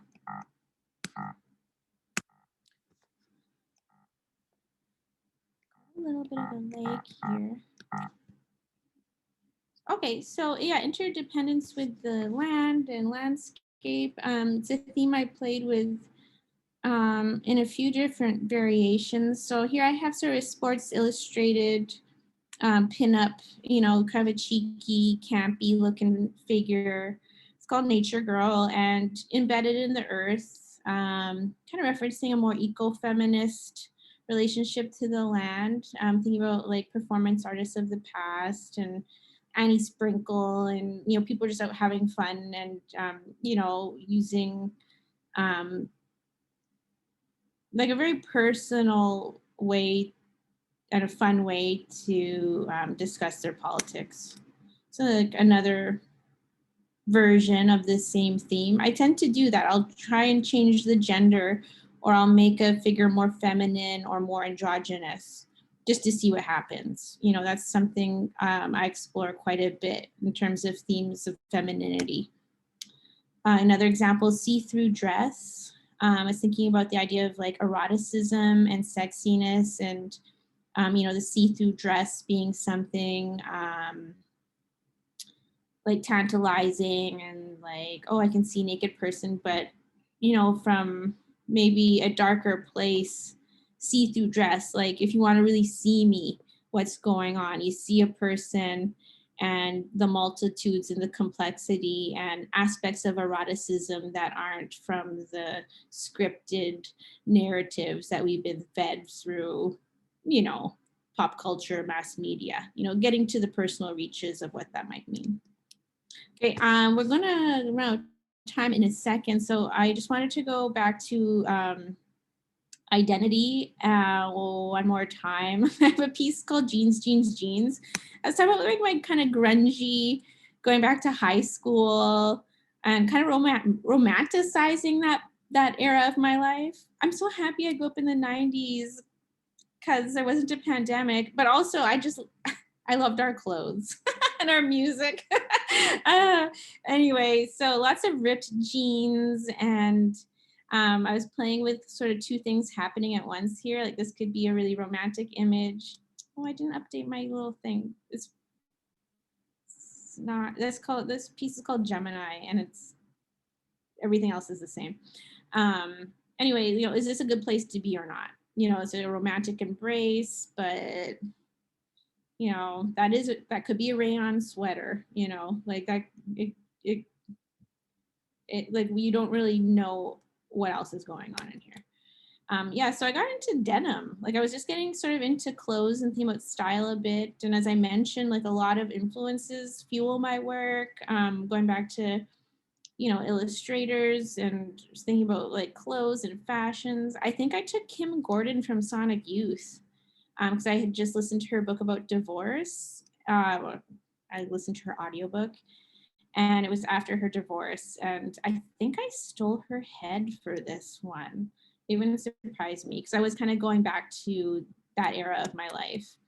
And so I arrived at this piece. It's at the Montreal Museum of Fine Arts. It's called Jeans, Jeans, Jeans. And I was thinking about how we're made up of these genetic imprints over time from like the people who came before us. And because I'm a printmaker, I do like to weave the medium with my subject matter. And so there's a subterranean jeans store near my studio called Jeans, Jeans, Jeans. It's like a liquidation warehouse by like designer jeans, much lower price. This is not an advertisement, by the way. It's been around for a long time, and it was a way for me to sort of position myself again and think about, you know, all art is sort of regional if you think about it, right? Like all art is made somewhere. And I'm from Saskatchewan. I have like my background, and at the same time, I'm like an aging hipster in Montreal. So I was like, oh, I'm going to reference Jeans, Jeans, Jeans, and whoever knows about it will get the inside joke. I was right around the corner from my print studio. But at the same time, I liked repetition. I love walking by the Jeans, Jeans, Jeans sign. It's like 2020. I like when things repeat. And then the play on words again with DNA. And so here I have these two figures that are about to combine their like elements. I kind of wanted to have a pinball sort of machine where there's an element of chance with life and what happens when you bring a new person into the world. And so, yeah, there's like a little zipper there and something's about to happen. There's a bit of a Tower of Babel situation in the middle of these figures. And, you know, I drew their legs overlapping in the middle because I wanted to talk about the connection that happens and, you know, what happens when we combine our genes. And those are sort of the ghosts of the previous parents in a way. So that's like the story behind that one and how I started to figure out what genes could mean. Like genes have like a political, social weight to them. You know, genes were like manufactured in America to outfit prisoners, right? Like genes have like a heavy history. They're workers' clothes. And I was very aware of that. And I was like, I was like, I like drawing these because they're jeans, like it's rock and roll, grunge. But, you know, you do have a responsibility when you make anything and put it into the world. And so I knew I couldn't just make a pair of jeans in my work because I liked them. You know, I was like, why is this here? And it took me some time to figure out what these are doing. And if I'm going to keep making them, like, how are they actually going to make sense? And for me, language and words, you know, obviously every concept has to be told through a story. That's another thing too I'm going to end on, by the way, is in my worldview, in my background, what I love about Indigenous thinking and philosophy is really complex ideas and histories are taken, philosophies, and made to be highly transmissible through storytelling. And for me, I've been so impacted by talented storytellers, both in the academic world and in more informal places, whatever that means.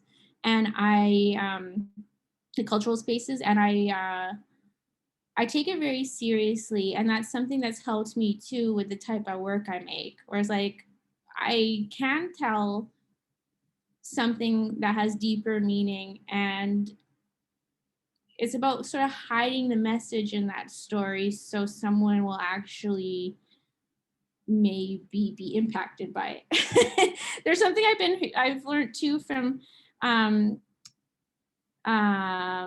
Tracy Deer and Paul Garrow, who are academics at the University of Alberta in the Indigenous Studies program, and talking about, you know, being Indigenous, making ideas highly transmissible. But then in academia, we go and we recomplicate those ideas when we look at them. And it's kind of a fascinating thing when you're like in that situation, living both in academia and outside of it. I think, you know, that happens on many levels. But yeah, I know I'm just keeping an eye on the time here. It's 1:22. I think I'll leave it on that note. I have a few minutes here, I guess, if anyone has questions. Yeah, thank you so much for that presentation, V. It was really cool learning about your work. And as art historians, or at least for me, it's really exciting talking to like directly to artists and to living artists, because I so often encounter art through, you know, the past. So I really enjoy hearing about your practice. I know what you mean. Do you watch that Exhibitions on Screen? It's when they like put a whole museum show at the IMAX theater. You can go, it'll be like a day. There was a really good one on Bruegel. Oh my gosh. No, Bosch. I've never seen any of those. Oh my gosh. It's always a dead person, but they're always great. But they had one with David Hockney. And it was amazing because he was alive. Mm-hmm. And so I watch all these things and I'm like really geeky. The one with David Hockney was so great because they were walking through and they had all these historians, but then they had the actual living artist there, and he's so amazing and charming and everything. Anyway, I highly recommend those series. Check that out. It looks like we have a question from Amara. So Amara, if you want to mute yourself and go ahead. Hi, can you hear me? Yeah, loud and clear. Perfect. So earlier on, you were talking about how when you spent time in New York and you were doing sort of abstract paintings, and then you sort of came to realization that that just wasn't for you. And but then some of the prints that you showed us have been quite abstract. So I'm wondering if, as you found the medium that you enjoy more, if you sort of started to drift back towards abstraction. Definitely. I think this method of printmaking, there's a lot of painterly methods and gestural moves that I'm able to use with this medium. And so I think that that part of me of a painter definitely came back. And I was like, now I know how to sneak these little moves and tricks in. Example here, looking at the piece in front of us, like as I mentioned, I'll cover the whole piece of plexiglass with ink. And for me, that's actually sort of like a metaphoric way of beginning a piece. I'm a night person. And for me, covering the whole surface with black is a way of turning my headspace to night. We're going nocturnal. It's a dreamer's place. I also work a lot better at night. It's been a huge challenge and a huge shift since becoming a mom, but I'm happy to talk about that another day. So anyway, for me, it's like setting the tone here, and then I'll remove the ink to create light. And so for the most part, these pieces are created by, processes of a removal to bring the forms out dimensionally or create these lines. A few little tricks too, I'll use rags, like the figure here on the left and the right. I think I took like a rag and I just kind of like went and scooped the paint right off the surface. And then from there, I went and took a soft paintbrush and scuffed ink back in to soften it. The lines are made with Q-tips. Like I'll draw those little hands and feet just using Q-tips. And for me, that's drawing. For me, that's like a lot, anywhere there's a line and a Q-tip, that's my drawing muscle working. And then something like the tower,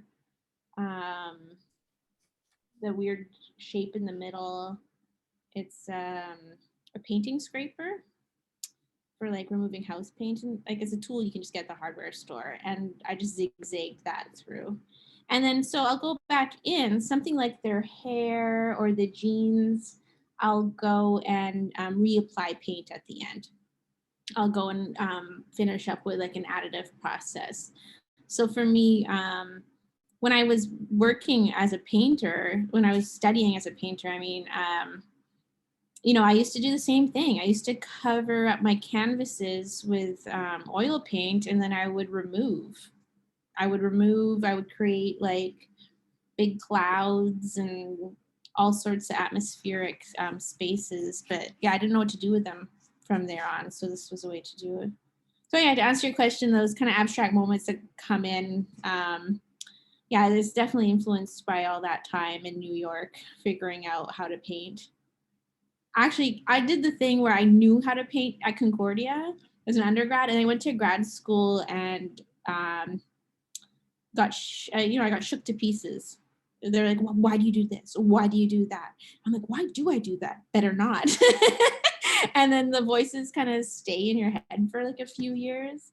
So many conversations in these studio visits. I'm not complaining either. I think I wouldn't make the work I do now if I hadn't unraveled everything.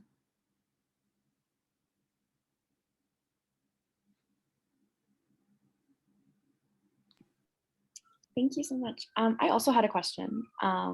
So you talked a lot about motherhood in your practice, and I'm actually like really interested in like sort of the relationship between artistry and motherhood. I like wrote a paper about it for a while ago, and it looks like male artists just don't think that women can be artists. Modernists like have their tensions with motherhood, but a lot of more recent contemporary women artists have actually like incorporated that into their practice to talk about their own experiences. And so I'm wondering, how has motherhood changed your practice? I think you talked about it thematically, but I guess like how has being a mother changed how you make art? Oh gosh, I mean, I'm a rookie. I just had a kid in June, and you know, the year I started getting more exposure and actually starting to make money, I'm going to be blunt with my work, because I've been teaching for a long time for a reason. I wasn't paying the bills with my work. So I was actually starting to build up that side of my career right when I became pregnant. So it's an interesting question to ask, because I'm like right in the middle of it. So the rawest answer I can get is like, don't know how I'm going to make it work. I have not been back to the print shop. However, I've been making work at home. I made this weird jelly pad. Actually, the show I had at Franz Kafka, I made mostly at my apartment using this this setup. But yeah, parenting and being an artist, you have to have people around you who really understand that lifestyle. I have to remind everybody, and I know this is being recorded, but whatever, my family won't hear this. You have to remind everyone, if you're an artist, that it's your job. You know what I mean? Like it's like, this is still my job.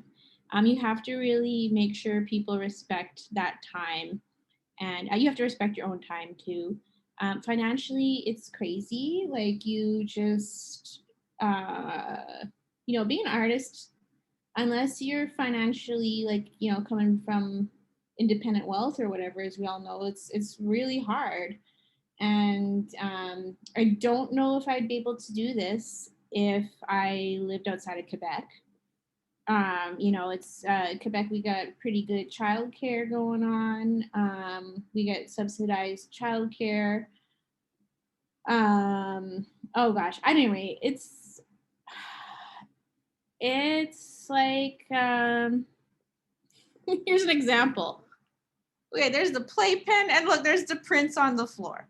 Okay, can you see the artwork? Okay, that's just kind of how it is. There's one behind me. So, he's out for a walk right now.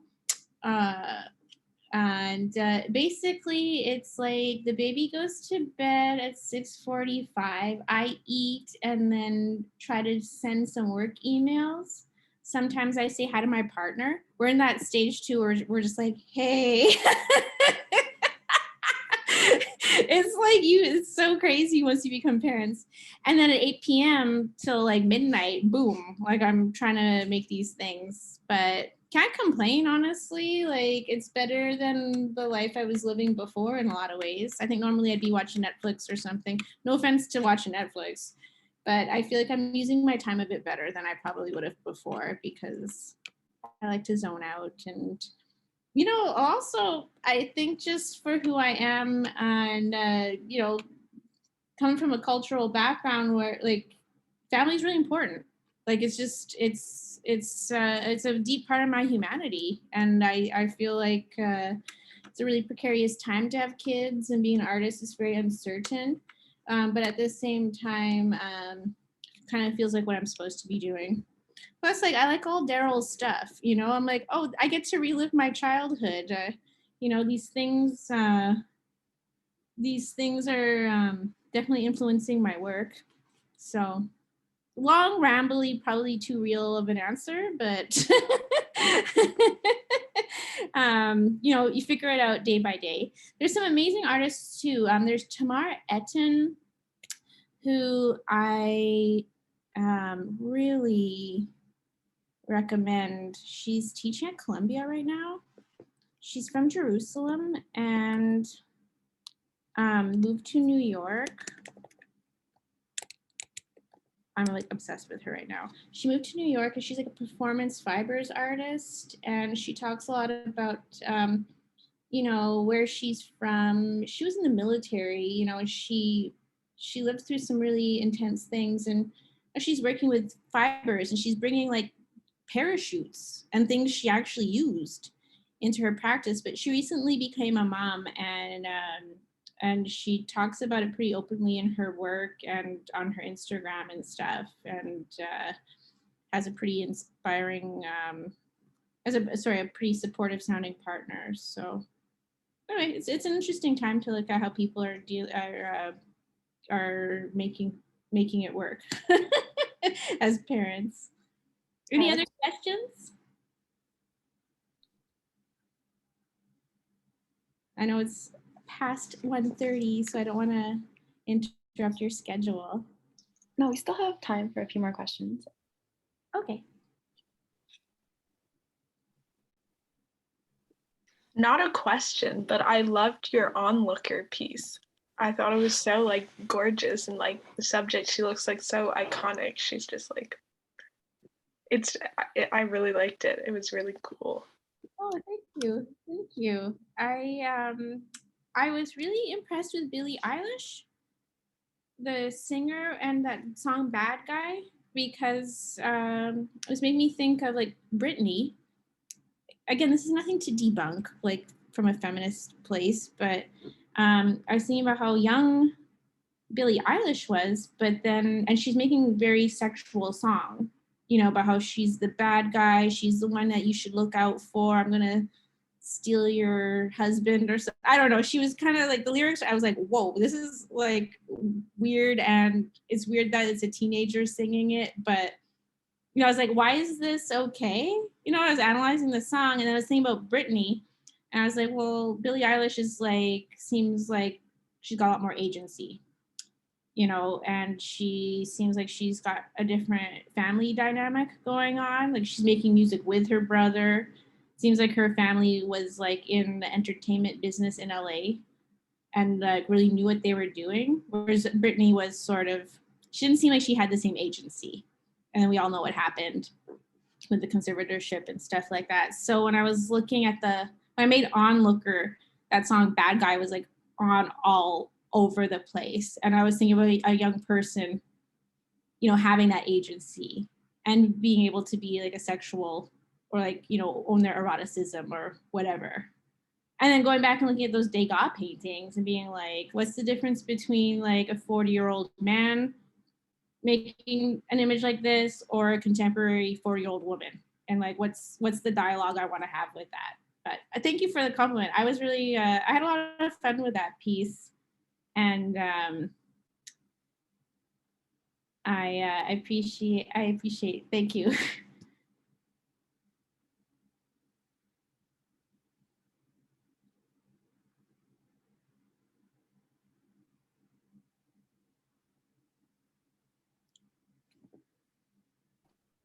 I think if there are no other questions, we can jump into our next panel. So I will hand things off to Elena to introduce our next speaker. And thank you so much, B, again, for coming and presenting your work to us. Thank you, everybody, for having me. Yeah, I really enjoyed that discussion. Thank you so much. So we're going to begin our second panel with our third speaker, Amara Winston. Amara is a fourth-year student at U of T, majoring in physics, minoring in art history, and philosophy of science. Amara is interested in studying the relationship between STEM and the humanities and the effect of this relationship on society. Once graduated, she hopes to continue her career with the Government of Canada. Today, Amara will be presenting her paper, The Evolution of Mosques. Thank you for the introduction, Elena. I'm just gonna try to share my screen and then we can get started.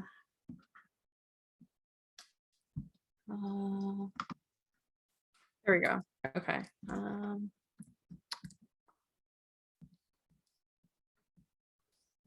Perfect. So hi, my name is Amara, and today I'd like to discuss the evolution of mosques.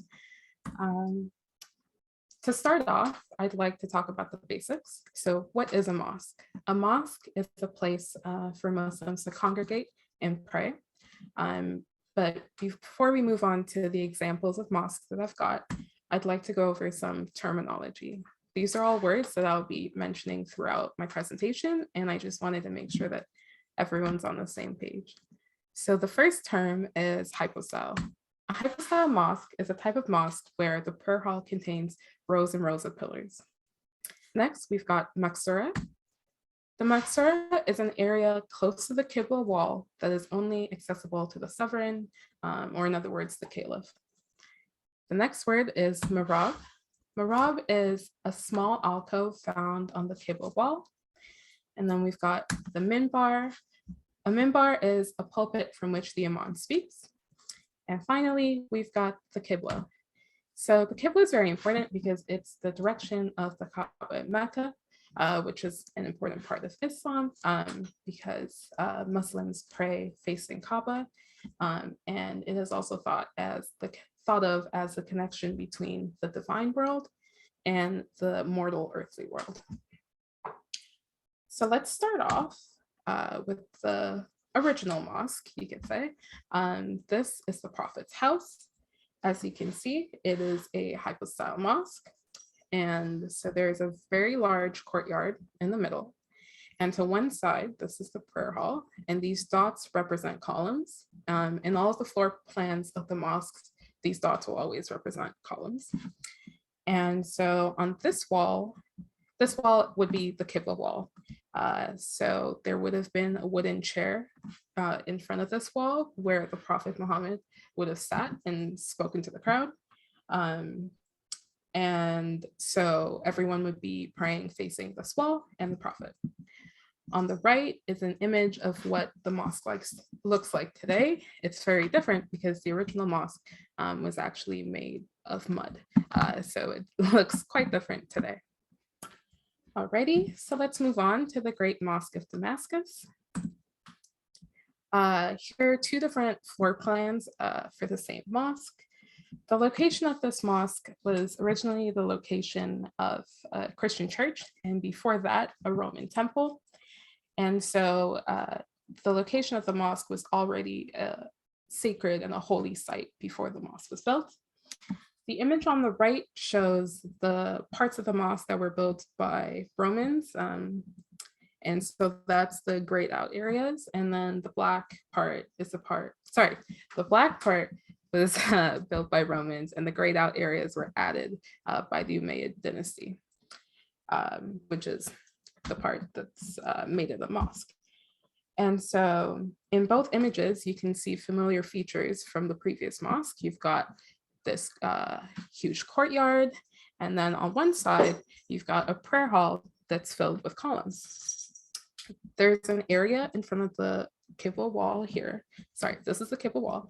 And this area in front is a Maksura. So that's the area that's only for the caliph and his family. Also in the Qibla wall, you can see there's not just one, but it looks like 3 mihrabs. And this circle on the left, which you can see in both floor plans, is actually the treasury. And so keep that in mind, because in the next slide, there's actually an image of the treasury. Alrighty, so on the left, this is the treasury that's placed in the courtyard. And as you can see, it's covered in mosaics, and it's also placed on top of Corinthian columns. And so Corinthian columns would have been taken from previous buildings built by Romans and reused in this mosque. These columns aren't just under the treasury, they're also, again, throughout the prayer hall. Here is a closer look at the mosaics that are on the treasury. As you can see, it has a somewhat naturalistic vegetal pattern on this side, and on the left side, there's a tree and what looks like to be buildings and the river.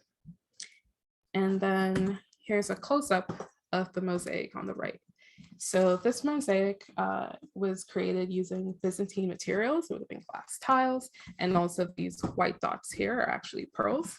And it was also made by Byzantine workers. So it's remarkable because this image is thought of by many art historians to depict paradise.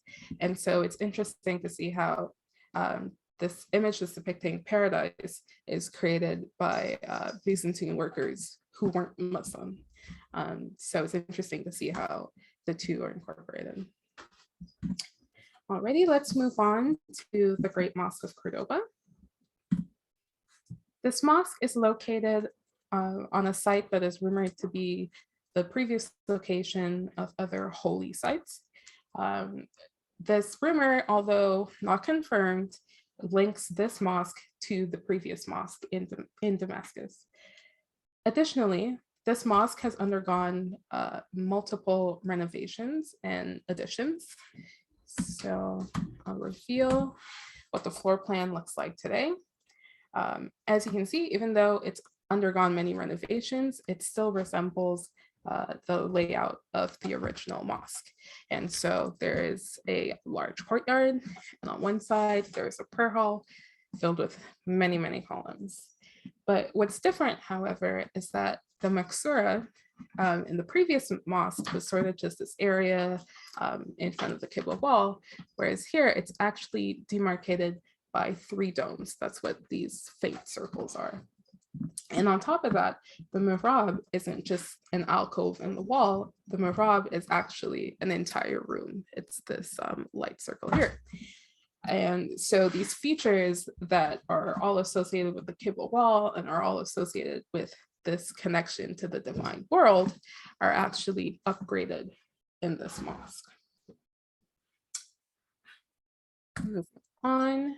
So these are the columns that are located in this mosque. As you can see, once again, Corinthian columns are used. However, this time they are topped by double horseshoe arches. So double horseshoe arches were actually a common feature of Christian Visigothic architecture. Moreover, the alternating materials, the red and white pattern, were a common feature in the Roman aqueduct architecture in Merida.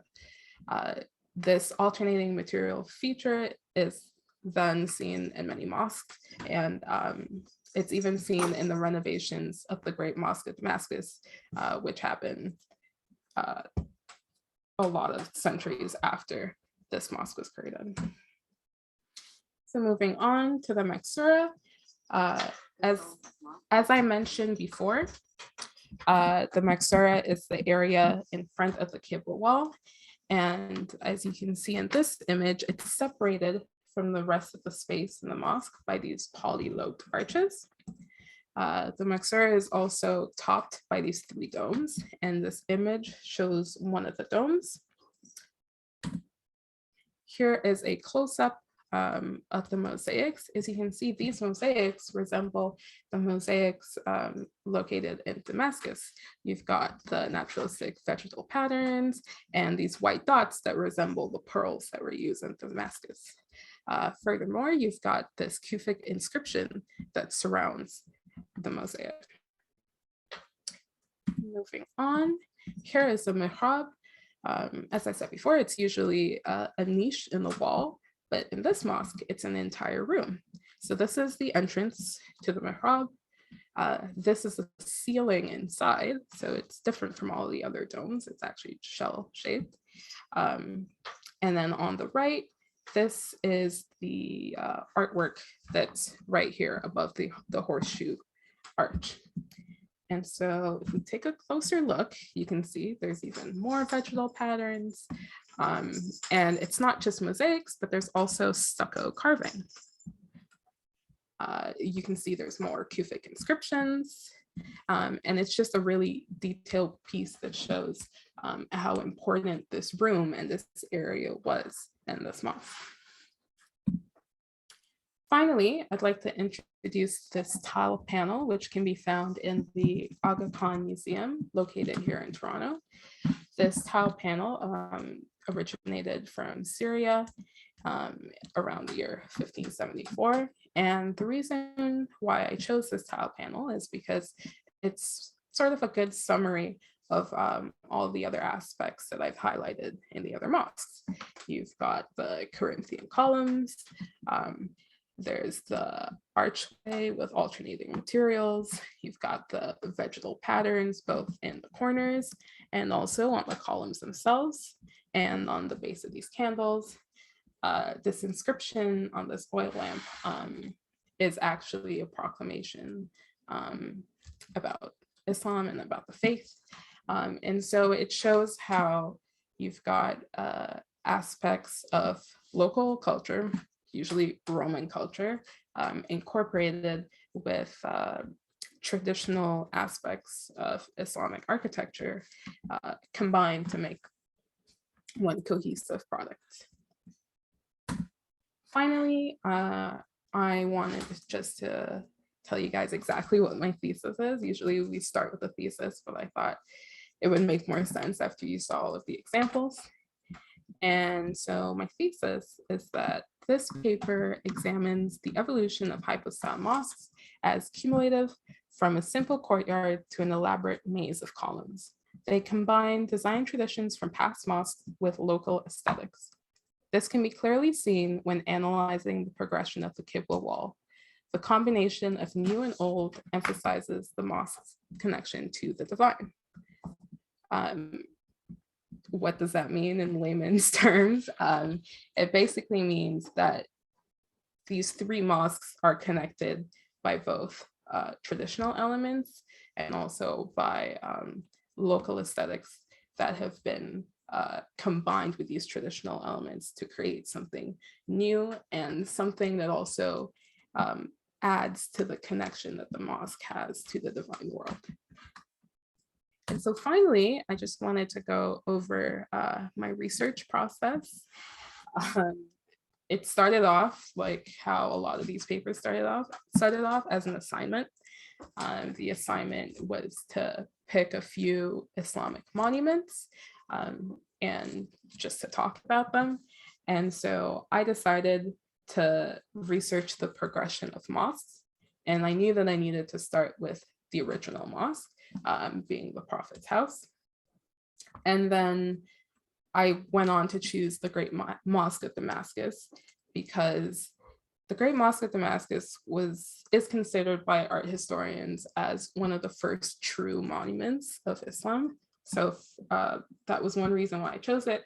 And another reason why I chose it is that it was sort of used as a political pawn by the Umayyad dynasty. Before this, Mecca was sort of the central city for Islam, and the Umayyad dynasty wanted to make Damascus another iconic and central city for Islam, and so they sort of used this mosque as a pawn in that play. And so that was another reason why I wanted to use this mosque. And then thirdly, I chose the Great Mosque of Cordoba because following the eventual fall of the Umayyad dynasty, this mosque was created in Spain as sort of a shrine to the Umayyad dynasty and to this great family that had ruled for so many years. And so I thought it would be interesting to see what elements of Umayyad architecture was carried forth to this mosque that was sort of seen as this last hurrah after the fall of the dynasty. And then I went on to choose the tile panel, again, because I felt that it summarized all of the important elements that I wanted to highlight in each of the mosques. And then it got to the point where I knew to compare the three mosques and the tile panel and sort of see what were points of similarity. And one of the examples of the similarity would be the mosaics. Although the original mosque, the Prophet's house, doesn't have the mosaic, the mosque in Damascus and the mosque in Cordoba do have the mosaics. And so I thought, okay, this would be a good similarity. And then I had to think, okay, what do the similarities have in common? And so if I keep using the example of the mosaics, they both incorporate local aesthetics, again, and traditional Islamic aspects. And so finally, once I had all the similarities and I had what they had in common, I had to think, well, why is any of this important? And what I came up with was that all of these similarities highlight a connection to the divine. So again, in the example of the mosaics in Damascus depict the divine world. well, according to some art historians, they depict the divine world. And then the mosaics in Cordoba decorate this area in the Qibla wall, which points to the connection between the mortal and the divine. So it became apparent to me that what was important about all these points of comparison were that they highlighted the connection between the mosque and the divine world. And with that being said, that's it for my presentation, and I'll hand it back.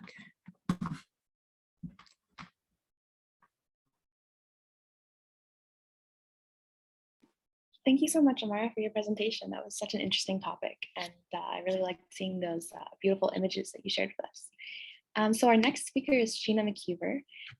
Sheena is a third-year student at the University of Toronto, pursuing a specialist in art history and a major in classics. Beyond her studies, she is the editor-in-chief of U of T's classics undergraduate journal, Clavian, and is a research assistant to 2 classics professors. Today, Sheena will be presenting her paper, The Art of Synthesis. Thank you so much for coming, Sheena. Beautiful. Thank you very much for that kind introduction. Do let me know if you see my screen okay. Beautiful. So again, thank you for the introduction. I, like the other panelists, are very honored to be here and to have the opportunity to work with your exceptional editorial team. So thank you. So good afternoon. My name is Sheena Mckeever, and it's a pleasure to be presenting my paper to you today entitled The Art of Synthesis. So early modern painting was a synthesis of the art of telling and the art of making. And it's within the Baroque period that art portrays a seamless unification between the art of making of classical antiquity and the Renaissance. As someone with a classics background, I love language, and I love analyzing how that language plays out in painting. I refer to these languages as pieces of art theory from Italian Renaissance and Baroque periods. So what's novel about the Baroque is that an abundance of theoretical, literary, and pictorial materials had become available thanks to the Renaissance humanism. This humanism was an intellectual movement that revived interest in classical antiquity, including its moral philosophy and poetry. Inspired by antiquity, artists of the Renaissance and Baroque were most conscious of poetics, the art of storytelling, which comes from the ancient Greek poiesis, making. French Baroque painter Nicolas Poussin was educated and certainly aware of these intellectual materials of both antiquity and of the Renaissance. So working primarily in Rome, Poussin's paintings are known for their classicizing settings and subjects, such as the rape of the Sabine women, Et in Arcadia Ego, the shepherds of Arcadia, and a dance to the music of time. From just these few examples alone, his interest in classical Greek and Roman mythology and poetry is evident. His paintings are characterized by clarity and are balanced in contrast between vivid color and earthy neutrals. The painting I share with you today is of no exception, which I present to you now. Venus, mother of Aeneas, presenting him with arms forged by Vulcan, encapsulates how Poussin consciously synthesized elements of both the literary and pictorial corpora into one single composition. So in unifying these artistic elements, Poussin asserted himself as a profound intellectual. I will first contextualize the theory that Poussin engages with, and then share elements of both the literary and pictorial corpora that he infuses in his composition. So first, I'll discuss the theoretical links between painting, poetry, and philosophy. Nicolas Poussin engaged with an academic circle of Roman aristocrats that argued over the role of the arts. He adopted the poetic device, ut pictura poesis, Latin for as is painting, so is poetry, and he also asserted that painting is none other than the imitation of human actions. He strived towards an idea with a capital I. The idea is a transcendent concept of beauty that dates back to classical antiquity. In order to achieve this goal, Poussin chose the most virtuous materials of the literary and pictorial corpora that he had access to. So Poussin combines literary elements, particularly the Roman epic poetry and Hellenistic Epicurean philosophy. His paintings imitate a scene from the Roman poet Virgil's Aeneid. As a rough outline, this epic poem is from the 1st century BCE and follows the legendary story of Aeneas, a Trojan who fled the fall of Troy to found a new city. It is Rome's mythological origin story. The poem's moral agenda that promotes piety to one's family, gods, and city gave Baroque artists a plethora of virtuous material as inspiration. Poussin depicts an episode here from Book 8, which centers on the themes of fate and free will. He depicts the moment in which Aeneas is presented divine armor from his mother Aeneas as a token of inspiration for him to continue his epic journey. Poussin's scene and its clarity demonstrates his subscription to the humanist Leon Battista Alberti's Historia, so history painting. Historia was based on a humanist style of history writing that required a simple moral lesson and a clear organization of events. This narrative mode, when transferred into painting, promoted clarity by reducing the number of figures and motifs. So likewise, Poussin includes only 4 main figures: Aeneas, his mother Venus, the armor, and the river god Tiberius. Poussin also makes this episode easily identifiable by placing the 3 main subjects in the foreground and by arranging them in a triangular composition. Venus gazes towards Aeneas and points to the armor, and Aeneas stares at and reaches towards that armor. Also known to paint from reading left to right, Poussin's he coordinates the lines in the armor's direction to enhance the viewer's anticipation of gazing upon it. The gazes of the leftmost Puto, Tiberius, and Aeneas, and the gestures of Aeneas and Venus all direct the viewer's attention towards that armor. Each figure is rendered in crisp form, is clearly outlined, and is posed to guide the narrative. In contrast to Virgil's original Latin text, Poussin's composition prioritizes Aeneas's deliberative action. Virgil's text is centered upon Aeneas's moment of solitude with the shield, while in Poussin's composition, the shield stands as purely a motif to define this episode and symbolize Aeneas's destiny. Poussin includes the river deity Tiberius and Venus in the composition in order to enhance the reigning themes of free will and destiny. In Virgil's poem, Tiberius, though he's incorrect, he ensures Aeneas that this is the land that he is to settle upon. But in contrast, his mother, Venus, urges him not to settle here. She provides him this armor as an indication that he must journey further. Poussin's chiastic composition, including Aeneas's classicizing contrapposto, highlights Aeneas's moment of internal conflict and depicts him at a decisive moment. A line from the bottom left to top right is created by Tiberius's sprawled posture and Aeneas's gesture, with one arm stretched out behind him and the other ahead. Poussin also establishes perpendicular lines running from the top left to bottom right through the outstretched body of the leftmost Puto, Venus's pointing arm, the arc of her chariot, and her extended leg. The natural environment also contributes to this line. The wind originates from the dark storm cloud and wisps across the composition. Blowing the flame, feathers, hair, and drapery, the wind thrusts Aeneas towards the armor. Next, I move on to the philosophical aspects of his composition. Poussin imbues aspects of Epicurean physics and ethics, namely the materiality of nature, in order to arouse intellectual discussion surrounding this destiny and free will. Known to be associated with the philosophical circle of libertines erudite, Poussin was able to represent philosophical concepts and new methods of science into his compositions. Poussin was likely inspired by the Roman poet and Epicurean Lucretius, and his poetic treatise on the natural forces called De Rerum Natura, on the nature of things. The gust of wind that Poussin depicts is a natural phenomena that would have been rationalized by atomism in Epicurean doctrine. The clarity of nature in this composition inspires both a tactile and visual sensation in the viewer. Poussin emphasizes optics, drawing connection to Epicurean epistemology and the belief that nature is meant to be observed and understood. Epicurean physics informed its ethics, and according to the fourfold remedy, the tetrapharmakos, neither the gods nor death are to be feared, and the good is readily attainable by a subject's own goodwill. destiny does not exist to the Epicurean. By framing Aeneas in nature, at a moment of his own decision, Poussin promotes discussion concerning the rational unity of nature and human autonomy. Moving on to the synthesis of the pictorial corpus, I will be referring to a few classical exempla that Poussin reflects to showcase his academic knowledge of the Greek ideal of beauty.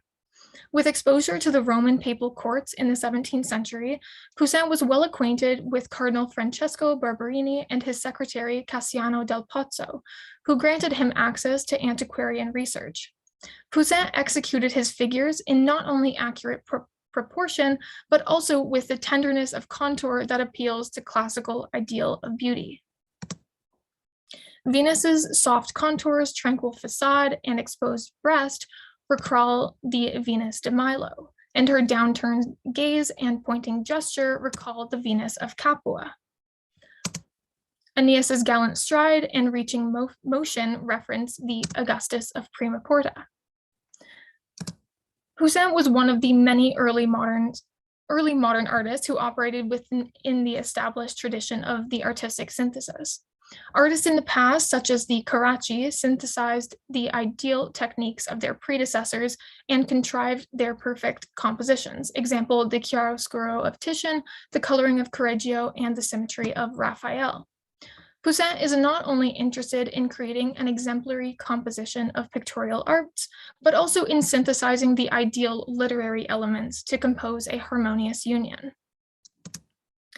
Poussin infuses his scene adapted from Virgil's Aeneid with Epicurean doctrines and classical canonical artistry in attestation to his intelligence. He successfully harmonized revered narratives and artistic models that span centuries. By means of his artistic synthesis, Poussin provides himself to be an ingenious artist who expanded the capacity of poiesis itself. So thank you very much for your attention, and I would be pleased to answer any questions following our next panelist. Thank you.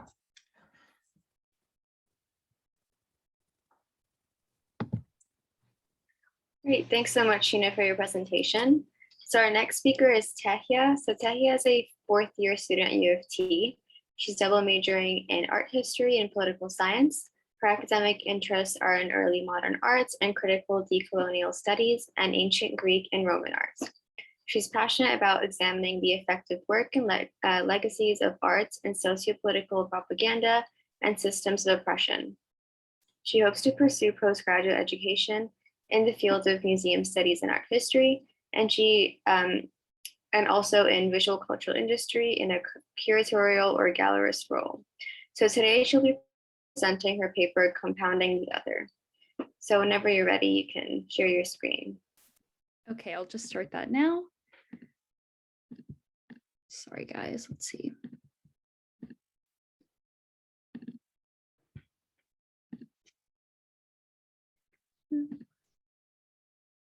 And can everyone just see my slides? Okay, perfect. Great.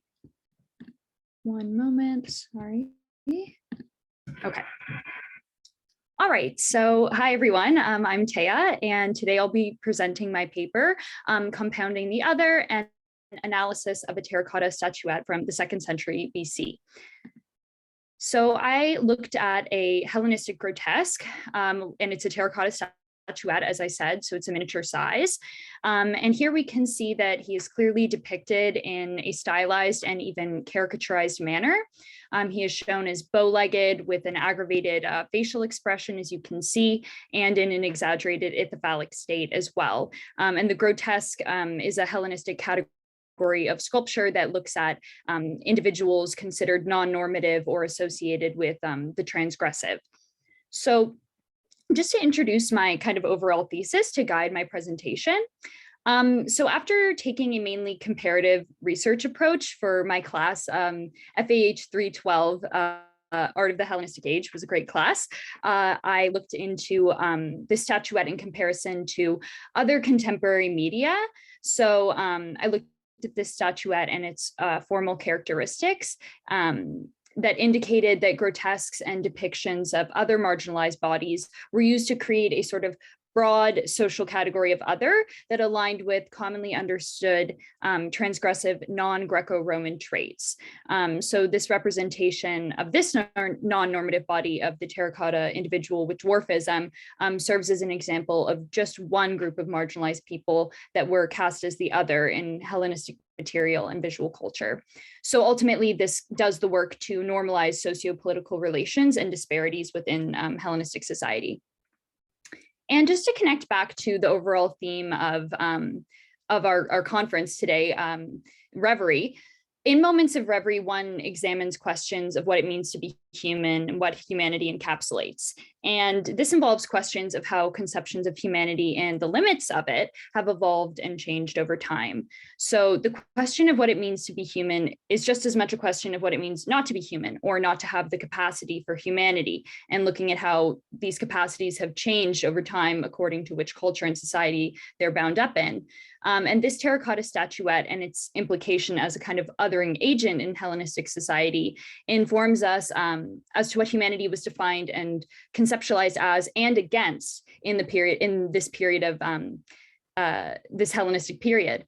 So this also reveals what the role of art has been in conceptualizing and propagating epistemologies of humanity throughout time.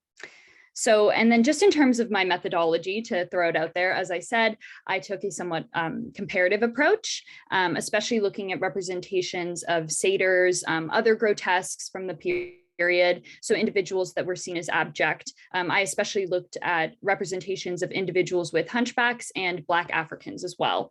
And just speaking of satyrs, I'm going to give a brief content warning. In slide 5, there is a representation of implied sexual violence. It's in a red figure vase painting, but if anyone needs to click off, I totally understand. Okay, so just to continue on, I was aiming to mainly compare the treatments of those with dwarfism in Hellenistic society and art media to the way that others with bodies and identities that were also considered non-normative were represented, and consider that work that this did in creating a broader, more comprehensive category of other. So in my research, I realized that there was overlap in the visual characteristics of those treated as abject.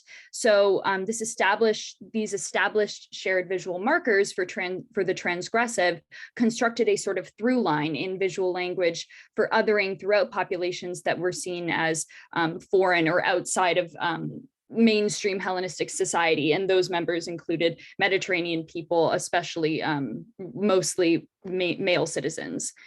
And then just to touch on the literature that kind of informed my research in my paper, I found Lisa Trenton's book, The Hunchback in Hellenistic and Roman Art, which I have right here, to be incredibly informative.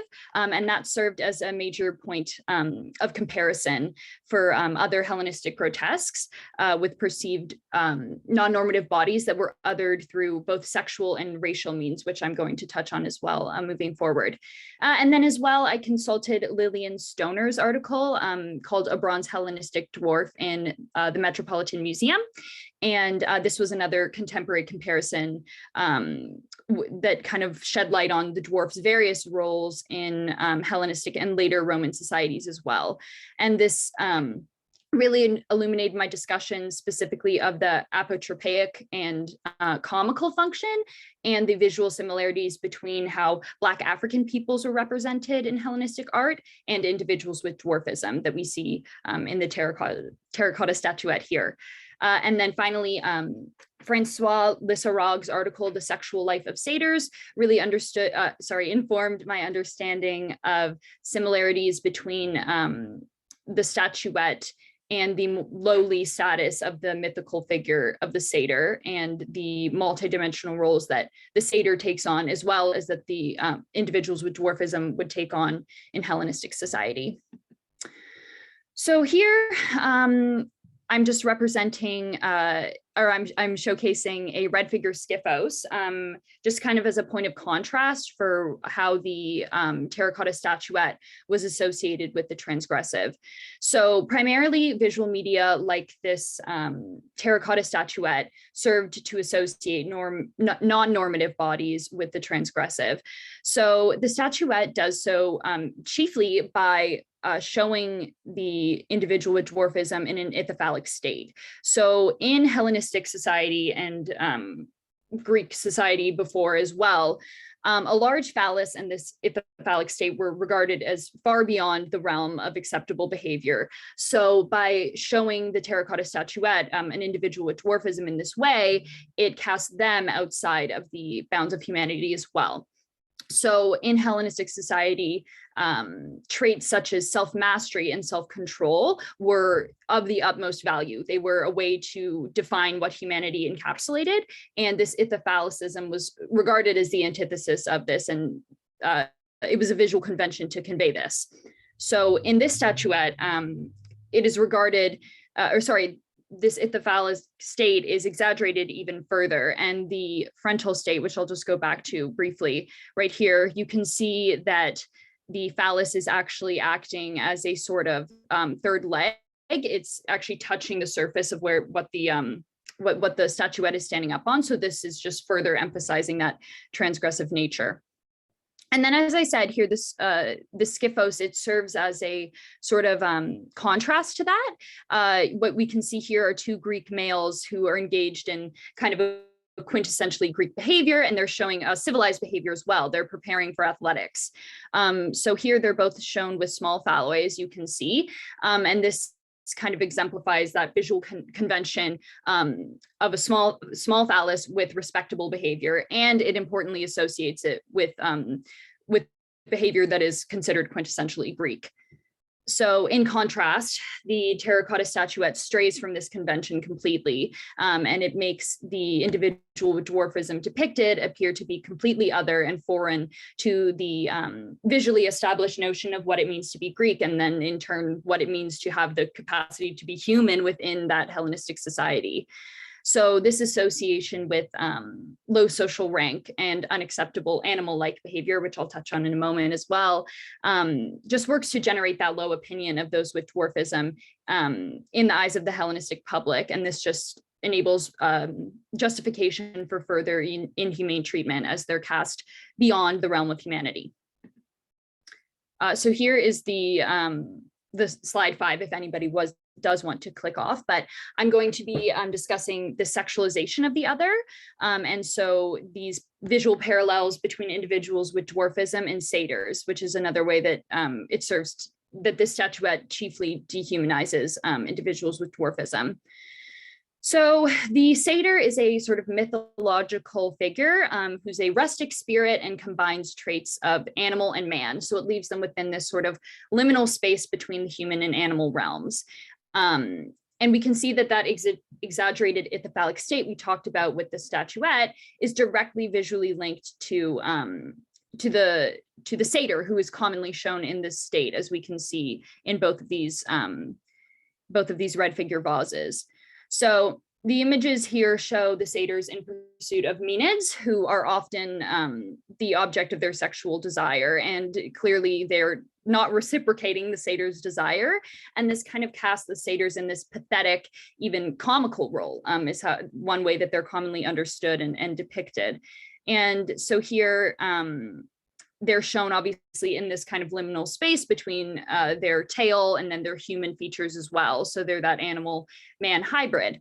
And as well, we're also seeing some commonalities between the facial features of the satyrs here and the facial features shown on the statuette. They feature a snub nose and a prominent bulbous forehead, as you can see, that contrasts with the Menids' flat forehead and flat nose. So these stylized features correspond with the visual markers that we also saw on the terracotta statuette of the individual with dwarfism as well, and this is just further strengthening that visual connection between the two.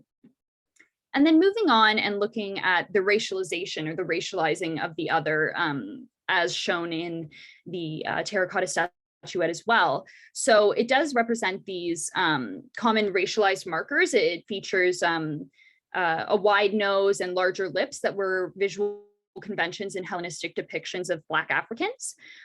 So this associated the non-normative body with visible racial difference and cultures that were being newly encountered by the Greco-Roman or by Mediterranean peoples, so who were foreign to them.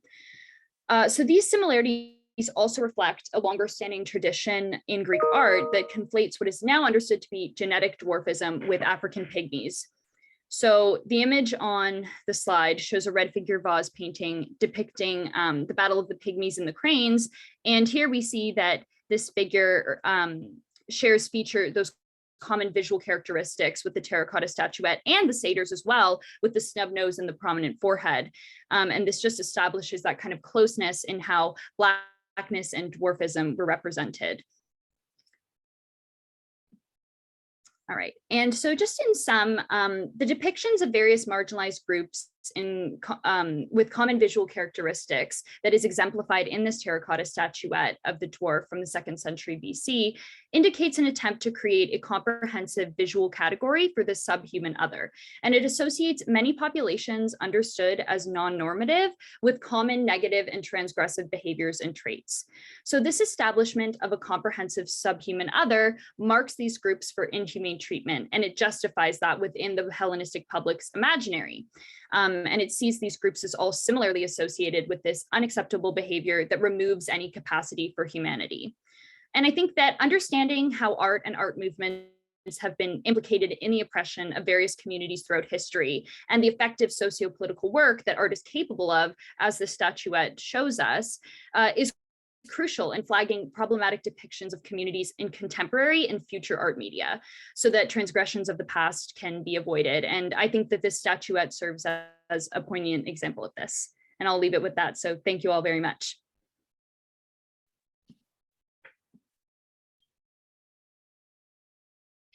Great job. Thanks so much. So now let's just open the floor for questions. So if you had any questions for any of the panelists, Tehya, Sheena, and Amara, you can raise your hand or type them in the chat.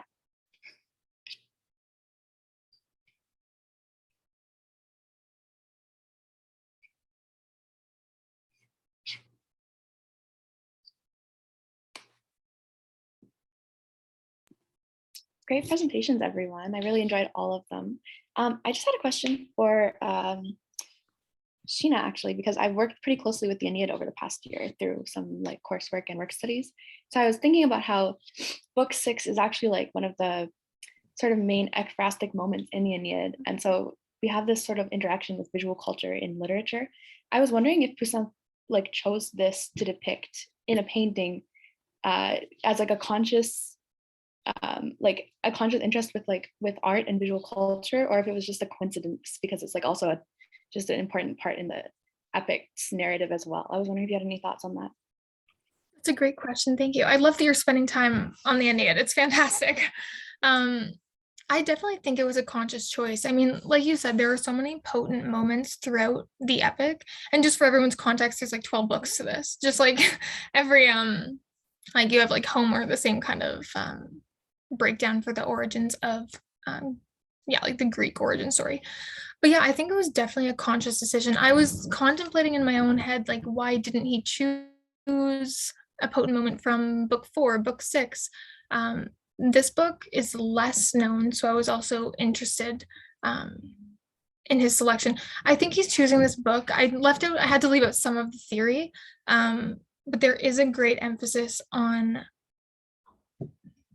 him using his own like quote election, so his own decision making to choose a scene of decision making is also a kind of like interesting interplay between the visual culture and the textual culture that's going on. So yeah, it must have been hard for him to decide because there were so many scenes out there. But yeah, it's interesting. It's really interesting. Thank you for that.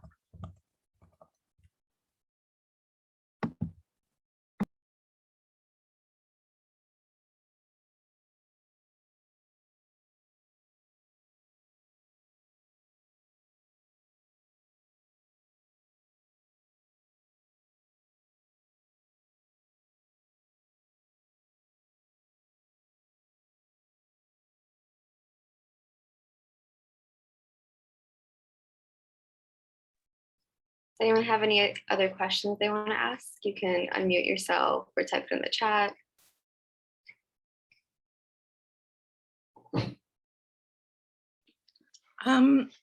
Yeah, I have a question for Amara.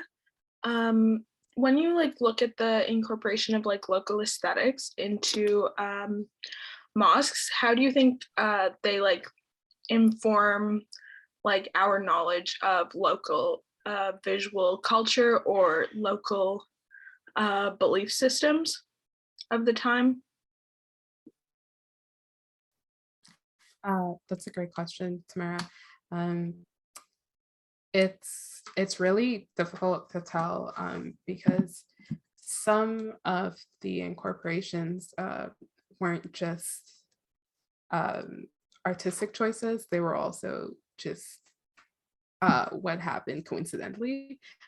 For example, the Corinthian columns, it's really difficult to make those columns. It takes a lot of material, right? And so just reusing columns from past Roman buildings is something that was just easier to do. On top of that, I mentioned that in the 12th century, when the Mosque of Damascus was renovated and they used alternating material, again, it was also easier to use alternating material. So it's difficult to tell because it's not always clear whether or not it was an artistic choice or if it was just something that happened because of how the circumstances were. Thank you. I guess also, I don't know, I could just be wrong. Like, I guess because for a couple of them you mentioned, it's more like the work of like the imperial, or like the emperor or whatever, or the leader, you know, wanted to make, oh, I can't recall which one, but like the Caliph? New religious capital of like, so that would like inform the building of the mosque. Sorry, are you talking about Mecca or Damascus? I think it was Damascus that you said like wanted to be like to become the new religious capital or whatever, or like a new religious power. Yeah, this is a word. No, I definitely agree that part of wanting to make Damascus the new like iconic Islamic city is also incorporating the local communities, because it's not just Muslim people who are living there, right? So I definitely agree that incorporating local materials and also using local workers probably has something to do with the political plan for the city.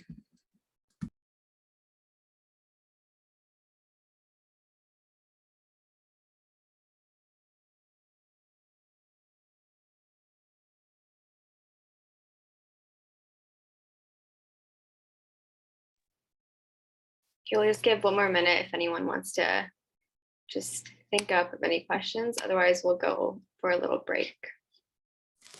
I can ask one quick question for Tehya, and thank you, Tehya. That was a really provocative presentation, and I think it was really enhanced by adding that consideration of seders and the visual material that helped contextualize that very difficult piece.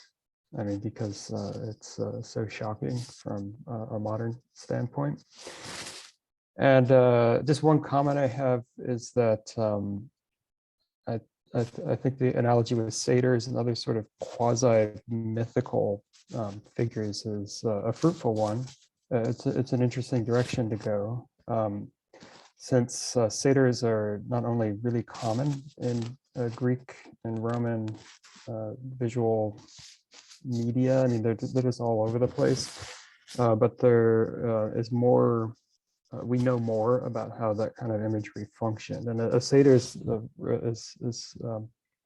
partly expressing a fascination with the other, so it's not entirely negative. And a satyr is a creature that you could become at times, especially if you get drunk at a symposium or something like that. The satyrs are like kind of acting out non-normative behavior in a kind of cheeky fashion where it's both interesting and it's judged as something you can't do normally, but which is sanctioned within special environments. And so moving back to this really grotesque image of this miniature dwarf who has elements of Sederism and African elements and all of these other things mixed together.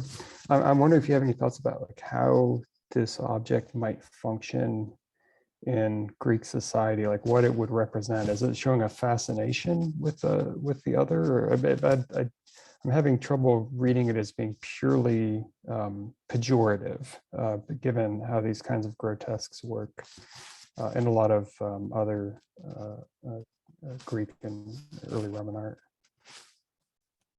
Yeah, no, thank you. I agree. I don't think it's necessarily entirely pejorative. I think that it kind of functions in the way that maybe we could understand like fetishization of the other in contemporary society as well. So just like you said, there is an interest in it, and people wanting to kind of take on that persona and play with it, because it is outside the bounds of what is acceptable. But I mean, throughout all societies, there's an interest in the abject, clearly, since it's being depicted. And I think also the association with the apotropaic function or the comical function too kind of speaks to that. And I know that in my research, I came across that even individuals with dwarfism were used as like court entertainment, similar to a jester in Hellenistic society as well. So I think even though there definitely is an element of dehumanization, clearly, since it is so shocking, I still think that it does definitely demonstrate that this is something that people did have this interest in, and I think that they wanted to have around them. And I think that also goes to kind of how Hellenistic people were understanding themselves and defining themselves, and having that around and immersing themselves in a way in the abject by having actual individuals in their homes, but then also art pieces too, I think demonstrates that. And it's more of a complicated relationship than just denigration of the other, for sure. Yeah, thank you. I think that's very helpful, and I appreciate this the modulation which you're taking on this really challenging image.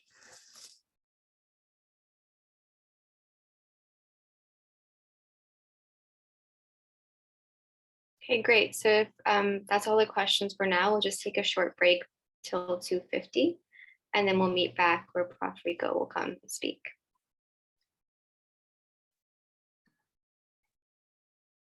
And the achievement of putting together and realizing this conference. So congrats. And of course, I want to thank you for the invitation to present some of my work in the context of your conference. You know, we might get invitations on a regular basis, but when they come from students, they really mean something. They're very special. And when students reach out in this way, it really means a lot. So thank you for that too. My paper opens with one of three images that I'm going to show you from the contemporary Spanish photographer Xavi Bou. That's with an X, X-A-V-I, last name B-O-U. And I've written what I guess we could consider short prose poems as the text to accompany each of the photos. And so together, the photos and the texts combined sit sort of alongside the main paper, and they punctuate the paper. So I'll start with one, and then at a certain point, I'll bring in another, and then at the very end, I'll show you, and I'll show you the third. There aren't too many other images in the talk, and the description that you just heard of the paper is really quite a good summary. And so I hope that that'll help with following the talk, which in the context of your conference and its thematics is sort of asking the question, which I guess is the question perhaps posed by the conference and each of your papers: what does Reverie look like? But for me, I'm asking that question, what does Reverie look like, when Reverie is understood in a non-subjective sense, okay? When it's not understood as falling deeper into the self, but of what I'm calling, as the title of my paper, losing track of oneself, right? I mean, it's not as though it's an either or situation, right? Reverie can do both of those things. And sometimes falling into yourself is a way of losing track of oneself, just as much as losing track of oneself might be a way of refining oneself, you know. But I'm really trying to think about Reverie in a non-subjective sense, which in part is what enables me then to think about it in a less personal way, and then in a more environmental or ecological way, okay? And to see how it becomes a way of actually being even more in the world, right? Ironically enough. Okay, ironically, considering the way it's maybe often thought about, right? So I want to share my screen, which I'll do. Let's see if this is going to work.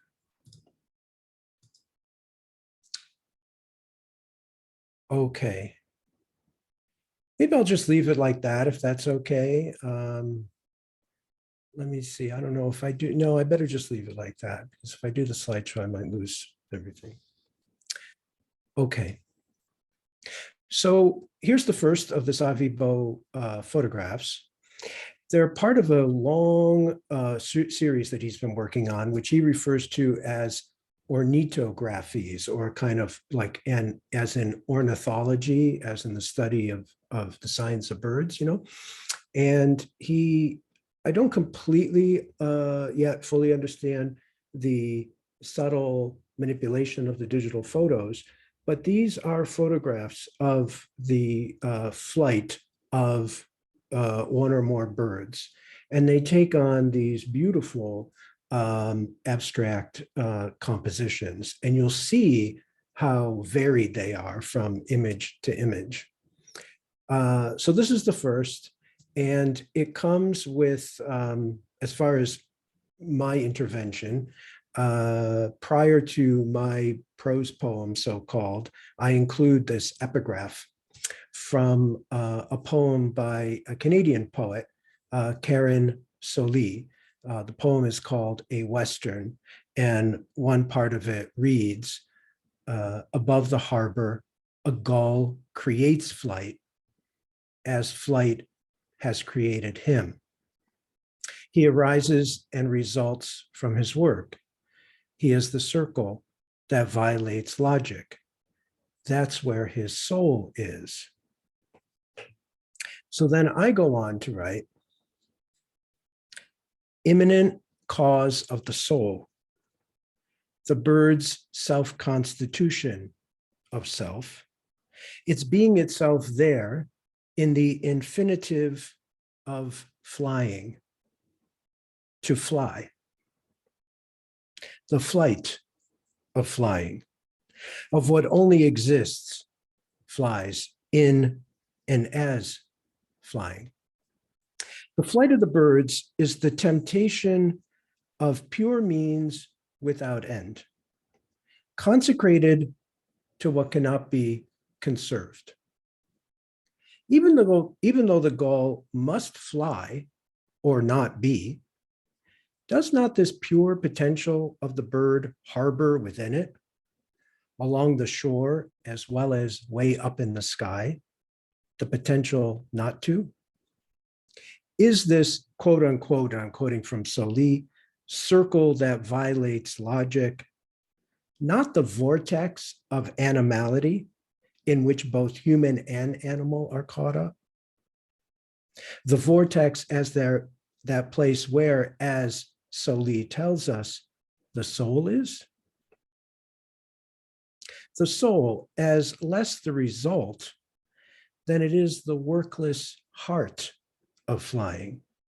Or again, echoing Soli, where we might finally bear witness to what of the bird cannot be unflown and yet does not appear.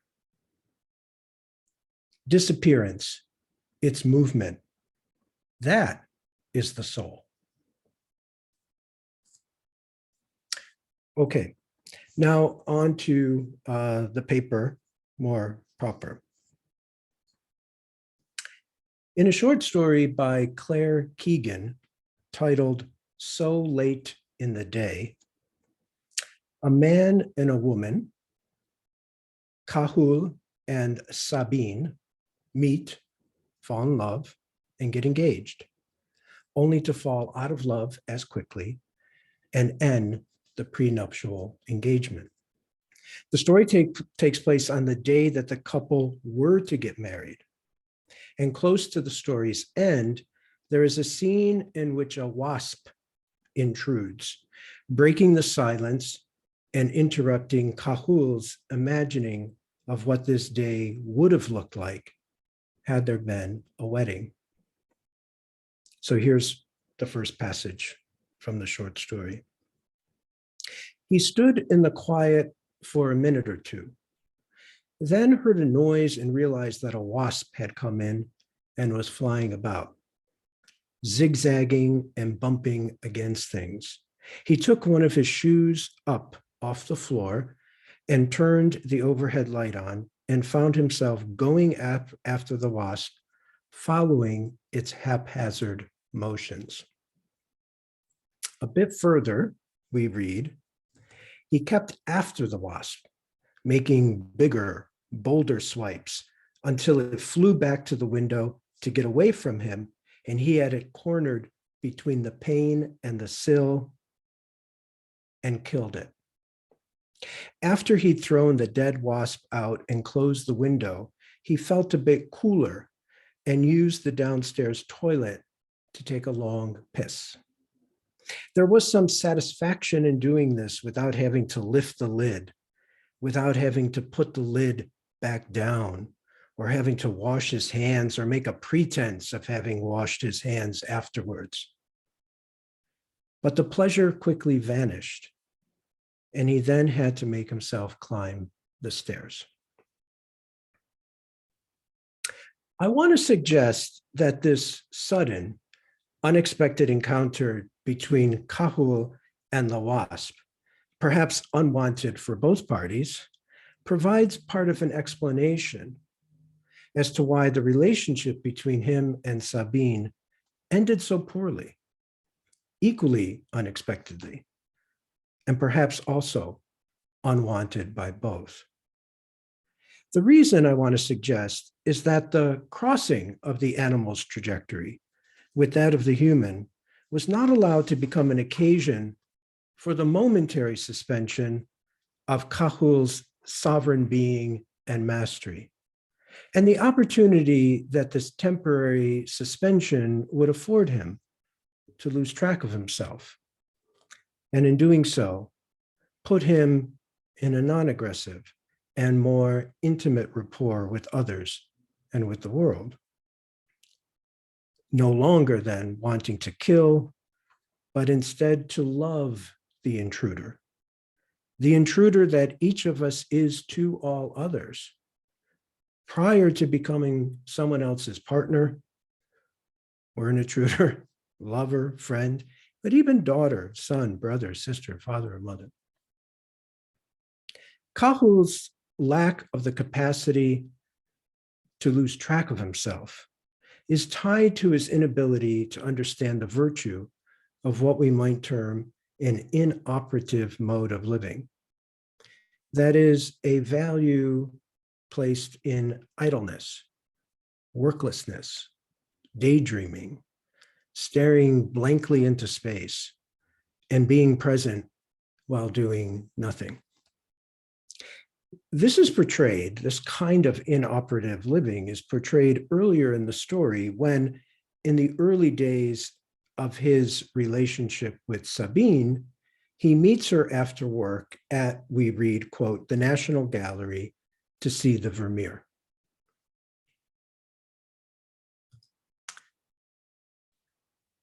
As Keegan goes on, the author goes on to narrate, he stood close, breathing in her Chanel as they viewed the paintings. Although she admired Vermeer's women, most to him looked idle, sitting around as though waiting for somebody or something that might never come, or staring at themselves in a looking glass. Even the hefty milkmaid seemed to be pouring the milk out at her leisure, as though she had nothing else better to do. Now, of course, what's funny is that Keegan is an Irish author, and this is a story that I think is supposed to be set in Dublin. This painting actually is not in Dublin, it's in Amsterdam at the Rijksmuseum, but nonetheless, there's this reference to this particular Vermeer. I'm not going to venture much further in a reading of Keegan's story. I'll go a little bit further. It's featured in a recent issue of the New Yorker magazine, the 28th of February of this year.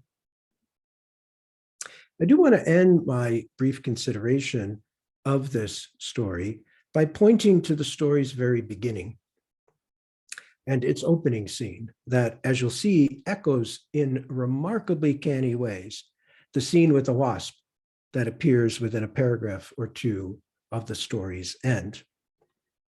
So this is how the story, so late in the day, begins.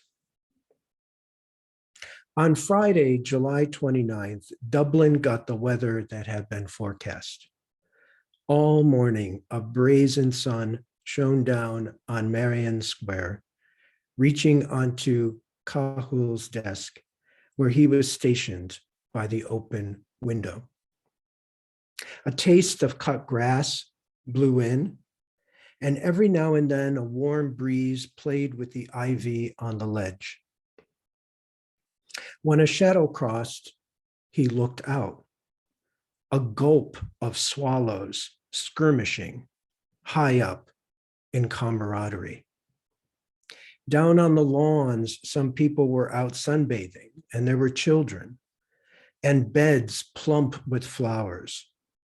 So much of life carrying smoothly on, despite the tangle of human conflicts and the knowledge of how everything must end.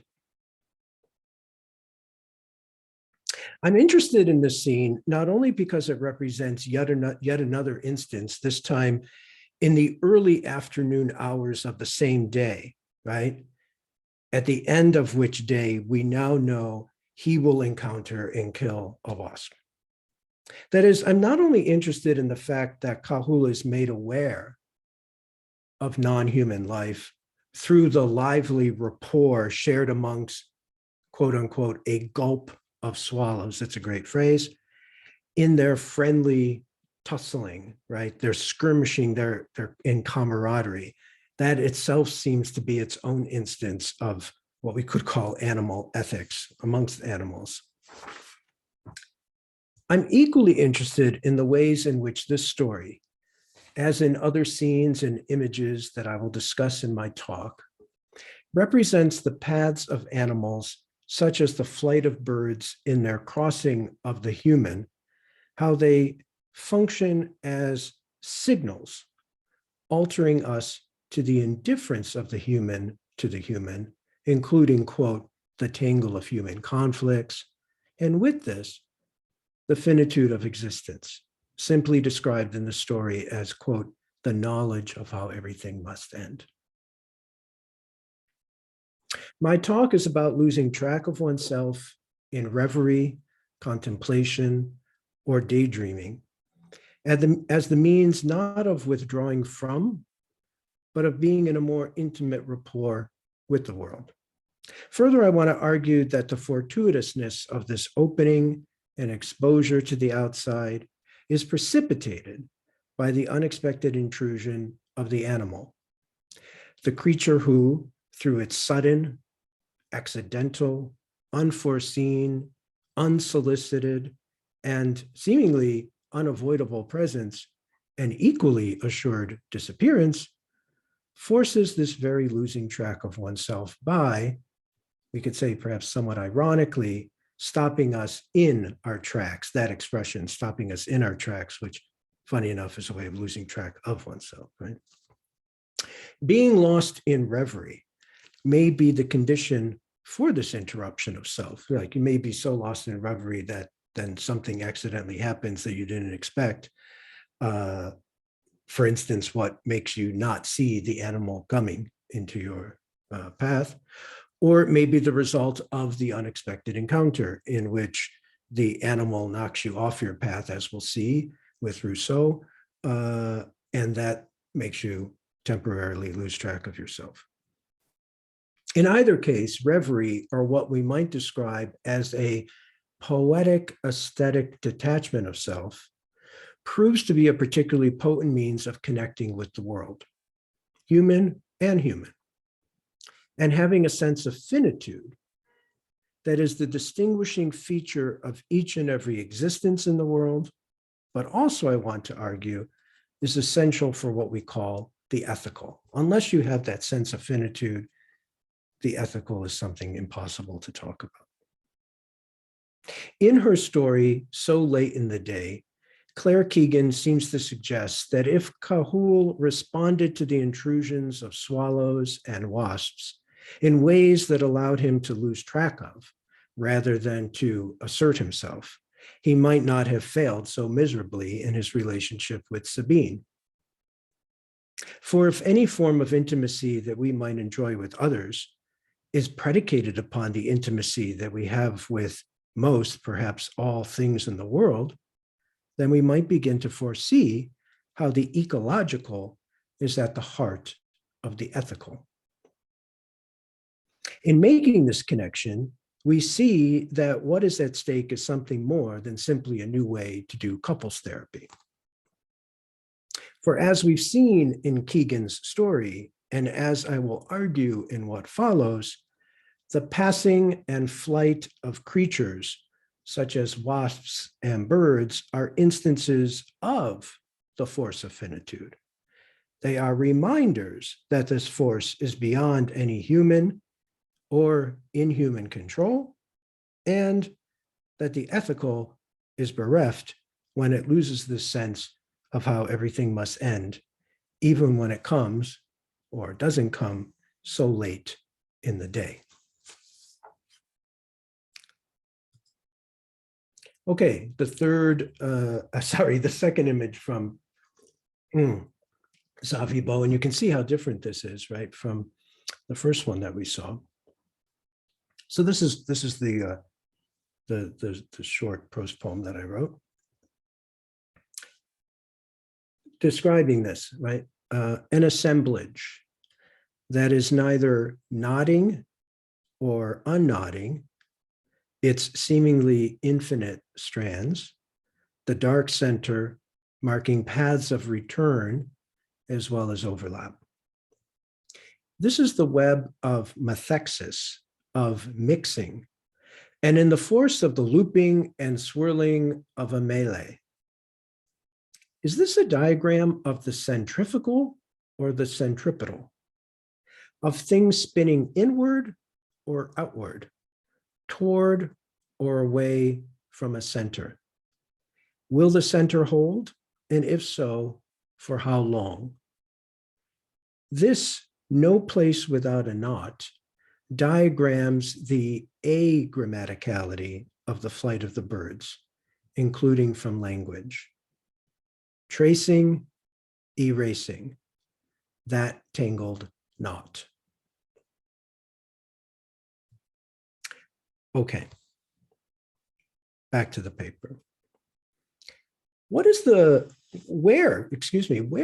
place of reverie? Where does one go when contemplating, when staring idly, or losing focus and perspective, such that one's subjectivity drops away. Drawing from the contemporary Italian philosopher Giorgio Agamben and his own drawing upon the work of the poet Rainer Maria Rilke and the philosopher Martin Heidegger, we might describe the specificity of this as no place, hyphenated, no place without a not, N-O-T. No place, not in the sense of utopia or ultimate ideal and unattainable horizon, but that place that, in not being reducible to a mere place in space, is also something other than a negativity or an absolute absence or a lack. Instead, no place without a not describes the imminence of the experience of losing track of oneself, and thereby of being in the world even when delectating in the solitude of one's singular existence. In this sense, no place without a not describes the mood, disposition, and attunement of existence's directional opening, disenclosure, or exposure to the outside, a directional to or toward that is without terminal destination or any completion. Rather than a space or a place of negativity, no place without a not, as the space of non-teleological reverie and contemplation, is the way of dwelling in resonance with each other and other things in the world. Such an ethos or way or habit or mode of being in the world is virtuous and just in its vocation to the extent that it finds value in disappearance, in something like the animal in flight. Not the tracks or the footprints of the animal, those creaturely traces, but the animal as the very path of the intractable, meaning precisely that which leaves, yet without leaving a trace, a path, or a tract, literally intractable. In other words, of disappearing, but in a non-negative way. In a passage from his seminars on language and death, Agamben beautifully articulates the audible and at the same time traceless path of disappearance that is thinking. So here's the passage from Agamben. We walk through the woods. Suddenly we hear the flapping of wings or the wind in the grass. A pheasant lifts off and then disappears instantly among the trees. A porcupine buries in the thick of the underbrush. The dry leaves crackle as a snake slithers away. Not the encounter, but this flight of invisible animals is thought, right? So Agamben saying, it's not an encounter between the human walking in the woods and the animal, but it is the flight of the invisible animals that is thought. And this is what I'm going to try to track. And so thought becomes the big word for what reverie might entail, relate to, open up onto, right? In 1982, the same year that Agamben published the seminar on the place of negativity, Michel Foucault was completing his lectures at the Collège de France on the topic of the hermeneutics of the subject. In the first hour of his lecture on the 24th of February, 1982, Foucault embarks on a close reading of Marcus Aurelius's Meditations. Now there's a word, right, commonly used in the history of philosophy to talk not only about the philosophical practice or exercise, but also the writing of philosophy. We have Marcus Aurelius's Meditations. We have Descartes' Meditations and so forth, right? And this becomes another way of thinking about the conference's theme, right? So he embarks on this close reading of Marcus Aurelius's Meditations to develop an argument for the virtue and value of disappearance. As Foucault explains, quote, value is the place, relations, and specific dimensions of things within the world, as well as their relation to the human subject insofar as he is free. End of quote. This in turn is not only a matter of the multiplicity and discontinuity of each whatever singularity, but also of the latter's inappropriability, that it can't be appropriated in its very disappearance. Hence, it is any one singularity's inestimable value, which is also to say its capacity to be loved. And so then there's that question again about love from the short story, right? For example, as Marcus Aurelius stated, quote, if we take to loving one of those sparrows flying past, it has already vanished from our sight. We might read this as saying that the love we have is not for the sparrow itself, or not only, or as with Agamben, not in our encounter with it, but for its vanishing when in its flight it passes in the sky and from our sight. We love the departing sparrow. We love that it goes, and hence this is how we virtuously come to value it. Regardless of any actual correspondence, the turn to images of birds in flight on the part of these two thinkers, Agamben and Foucault, within the same year or so, is really quite remarkable, including as these scenes of disappearance are taken to be topoi for the ethical adventure of love, defined as the relation to the inaccessible and the unattainable. That's what we love about whatever it is we love, that it is not completely accessible or attainable.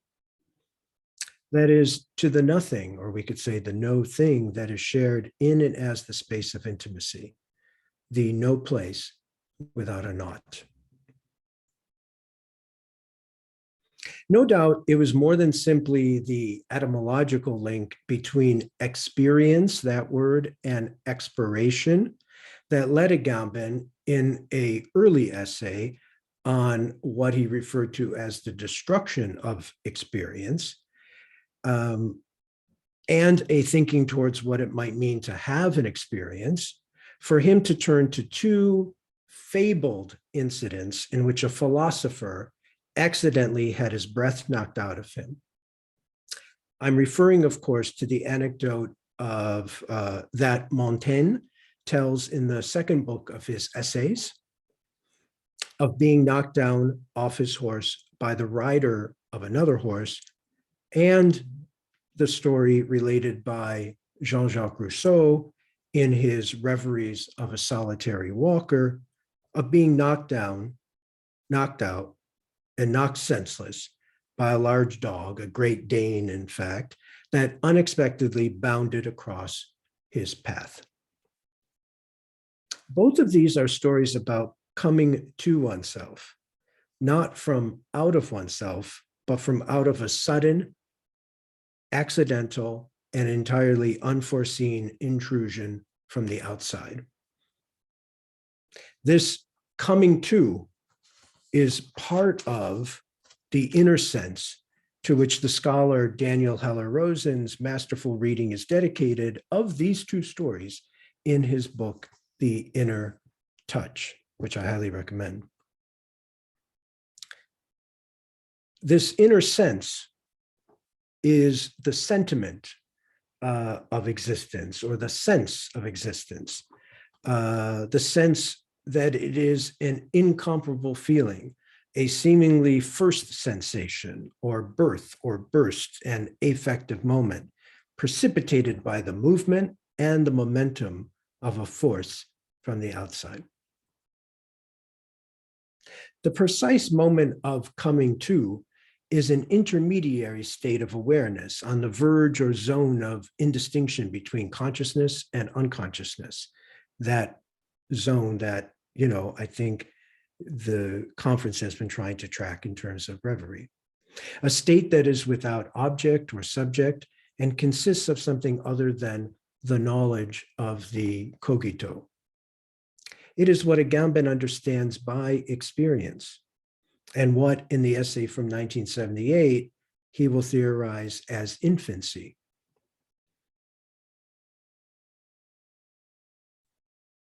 Rousseau also speaks of such an edge experience when he describes himself sitting on the shore of a lake in Switzerland, where as night fell, so this is the second story from Rousseau, not the one about the Great Dane, but now sitting on the shore of Lake Biel in Switzerland, sitting there as night fell, he listened to the undulating sound of the waves.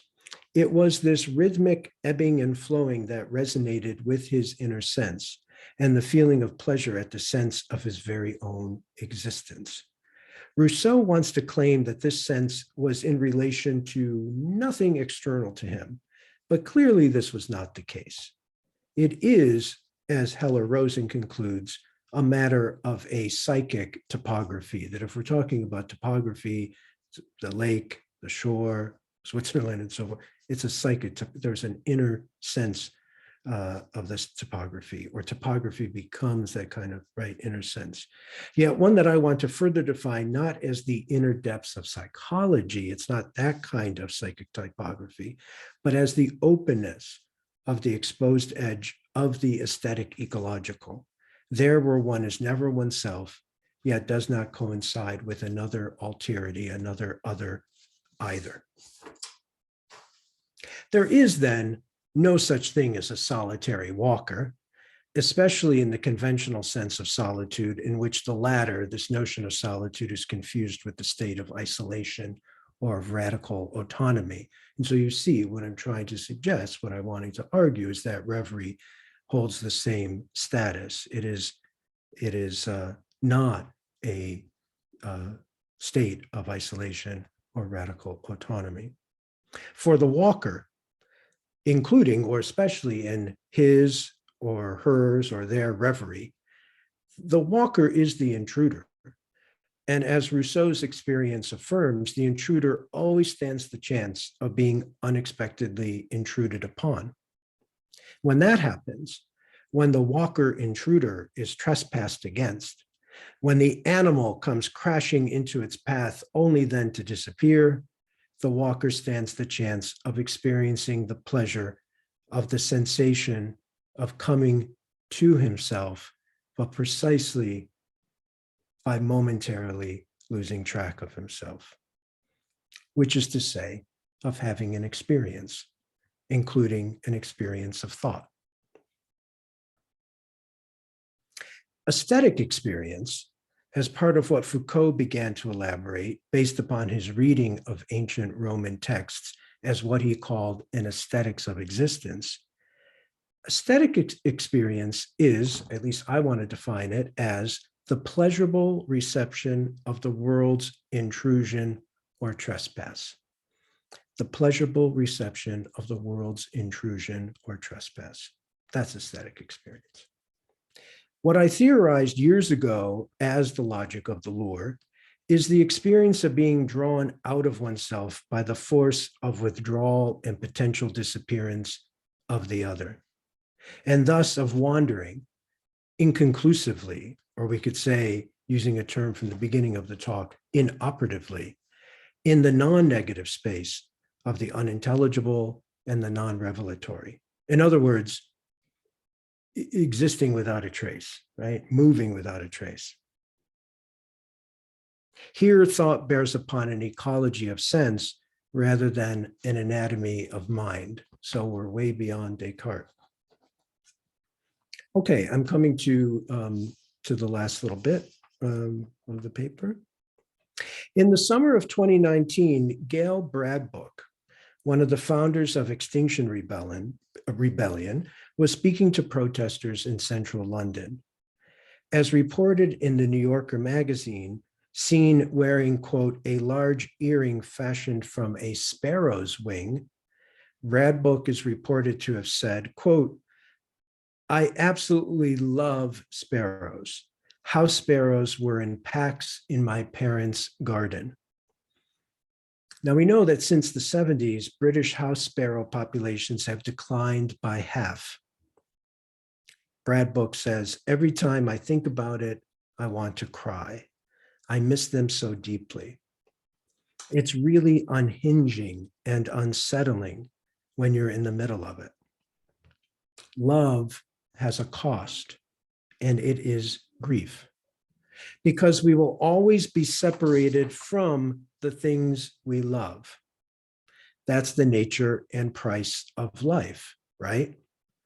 But when you love something deeply, then you're courageous. End of quote.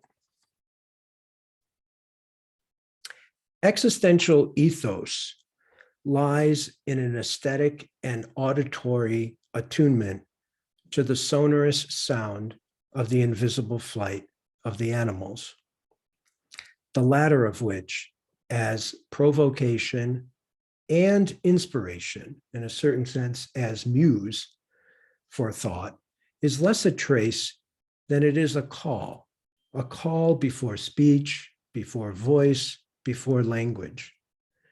This is what Agamben has named music, and he's spelling that by taking the word muse, M-U-S-E, and then adding the letters I-C, music. So it's not music, M-I in English, M-U-S-I-C, it's music, right? To listen to this music would be to respond to a call that is the exigency, the demand, the call of the ecological. It would return us to dwelling in the world and finally alert to the real extinction that is taking place. At that point, ecology becomes what we could call muse ecology. If, following Agamben, Foucault, Marcus Aurelius, and others, thought has always equaled the invisible flight of the birds, then in the midst of the sixth great extinction, in other words, now, we are called upon as our vocation, and in the name of climate justice, not only to think about the innumerable die-offs and extinctions of species, but to understand and to fully embrace the extent to which disappearance, including in the form of extinction, is the provocation for thought, precisely in disappearance's inoperative and inconclusive force.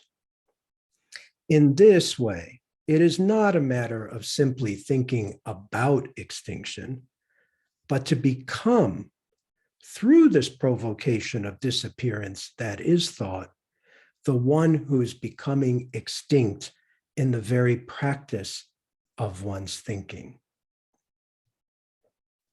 Okay, so that's the end of the paper. Here's the third and last image from Xavi Beau, and this is what I wrote.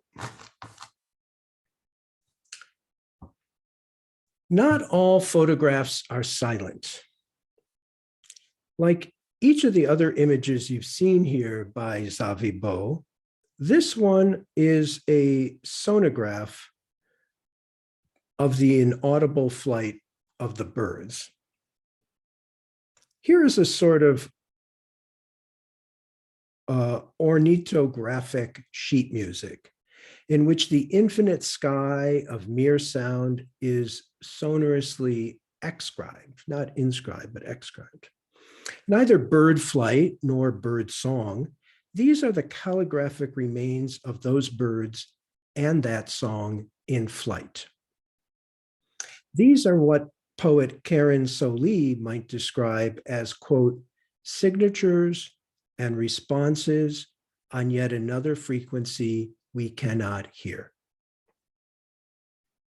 These skyscapes, we might call them, do not demand from the spectator his understanding, his imputations of significance, his anxieties and sympathies. I'm quoting, and so the author used the pronoun his. It demands rather his absence. It asks that he not add anything to it, right? So these signatures that we're seeing here, these responses on a frequency that we cannot hear, these skyscapes don't demand understanding and all these anxieties and sympathies. Instead, they ask for perhaps us to absence ourselves, to desubjectify ourselves, to lose track of ourselves. It asks that we not add anything to it. To respond to this exigency, this demand, this call, is to be left with nothing to do but contemplate the sky as never silent and as irreparable at once. Following Wallace Stevens, which do you prefer? Quote, the beauty of inflections or the beauty of innuendos? The blackbird whistling or just after? Thanks. Thank you so much, Professor Ricco. That was an amazing presentation. We will open the floor for questions now. So you can go ahead and unmute yourself or type your question in the chat comments, and one of the HASA members will read out your question for you.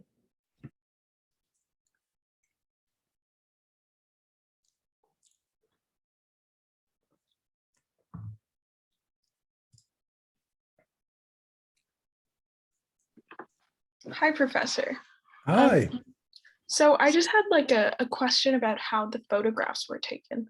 Like I admit, I'm not very well versed in photography, but like the first one you showed us with the gulls, I don't recall the exact name, but it's like, did he use like a particular method or like to make the spiral? And yeah.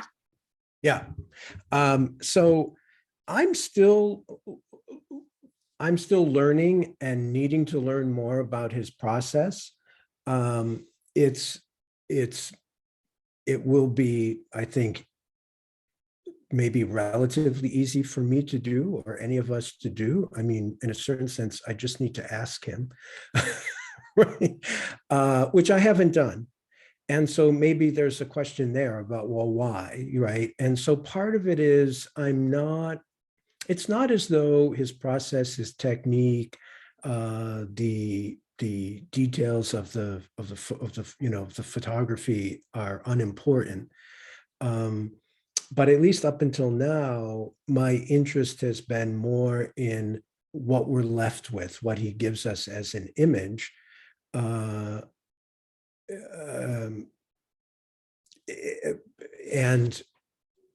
to kind of use these images as provocation, one for my thinking, for my writing, and so forth. But what I think he's doing there is, I mean, obviously it's digital photography. Maybe it's not so obvious, but it is digital photography. And he, like bird watchers, will go out into the world and train his camera on, indeed, these birds flying. And he's able to capture this through, the time lapse and the multiple exposures and so forth. And then, because it's digital, he can do a slight bit of processing, to bring the images together without really, as I understand it, a lot of manipulation, right? It's not as though he's turning what is digitally recorded into what we're seeing. It's more a matter of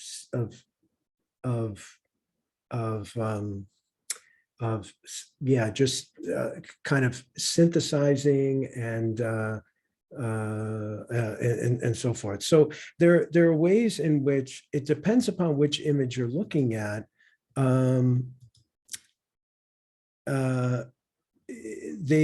They are indeed so abstract, but there are some images that I've seen by him, perhaps none of the three that I showed, where you actually do get along the edges of the lines, just the faintest indication of feathers, wings, a beak, or, you start to see some of the details of the species. So you get to understand that what looks like a zipper or razor wire or something is actually the bird that's been captured as it's moving, right? So the one thing we can be sure of is that what we're seeing in these images are indeed records of the paths of one or more birds, right? And so one of the things that's most exciting about the work, I think, is that you realize that not only do you have two or more birds flying in different ways, maybe different species flying, but that the patterns that they create, if you're actually able to capture that as he does, you start to see that they're remarkably diverse, even the three that we saw. And I'm also interested in that. I'm interested in that variety, that diversity, the way in which indeed one looks like a vortex. So that's how I paired it with Soli on the vortex. One looks like a knot, so I talked about a knot. And the last one does look like some kind of like musical score, that's running horizontally in this regard. There's another one that he took of a whole flock of birds flying away from a tree. And it looks like it's a black and white, and it looks like the tree itself, right? As the birds fly in that trail, it looks like the tree itself is taking off, or it's extending into flight because of the way the birds are leaving that tree. So that was the fourth image that I wrote about, but I chose not to show it just for brevity's sake. And of course, in that one, I talked about tree becoming bird and bird becoming tree, and this kind of, back and forth, right? So you can see lots more of his images online. He's got his own website. He also has an Instagram account. Maybe some of the mystery of the technique can be revealed there. And it's certainly something that I want to learn more about. So I appreciate the question. I'm sorry I don't have a more exact answer. No, thank you. It was very informative because they almost look like paintings. They do. They look like paintings, or they look like beautiful calligraphic drawings, but they're digital photographs, and I find them quite striking. I mean, as abstract compositions, right? They're really beautiful, and to think that they're tracking actual flight paths of birds is kind of remarkable. Yeah. Thank you. Thank you. Sonny, you can go ahead and ask your question. Thank you. No, this is not a question. Just momentarily, when I saw the Professor Ricco's painting, the works of art there, and I was lost my presence, momentarily, because I picture outdoor with a bee moving around, like I make a little noise here. They're going around all over, and this one recorded by probably the new modern technology recorded the movement of the lines, and I saw right away. I see the birds, or I see the bees, how they are moving. It was a very interesting area. Thank you. Oh, that sounds great. Yeah. So it kind of, what do you want to say? It kind of piques your awareness and your attunement, and that's the idea, right? Do we have any other questions? You can type them in the chat and I can read them out for you. I was actually just wondering, first of all, thank you so much for that presentation, Professor Ricco. I really enjoyed it. Oh, great. Thank Nice you. to hear about your research. I was wondering about how the project came to be and how you decided or how you chose these sort of comparisons in the context of Beau's photography. Like, I don't know if you can speak to a bit more about like the early stages of your research and how you chose these philosophical and literary sources to pair with. Sure. Yeah, good. Yeah, I'll try to recreate that. You know, I had a conversation recently, just quite recently, with someone about this kind of question about one's work, you know, and maybe each of you can identify with this too, which is that it's not that we don't stop and pause to think about you know, the history of our work and how it has unfolded and changed and so forth, right? I think one can be self-reflective and still sometimes forget the early stages of a project, you know, because it starts to feel so much a part of you and you've been in it for a while that you almost have a hard time recreating the origin. I mean, in this case, I've been for the last 6 years now, I would say almost, thinking about photography and extinction.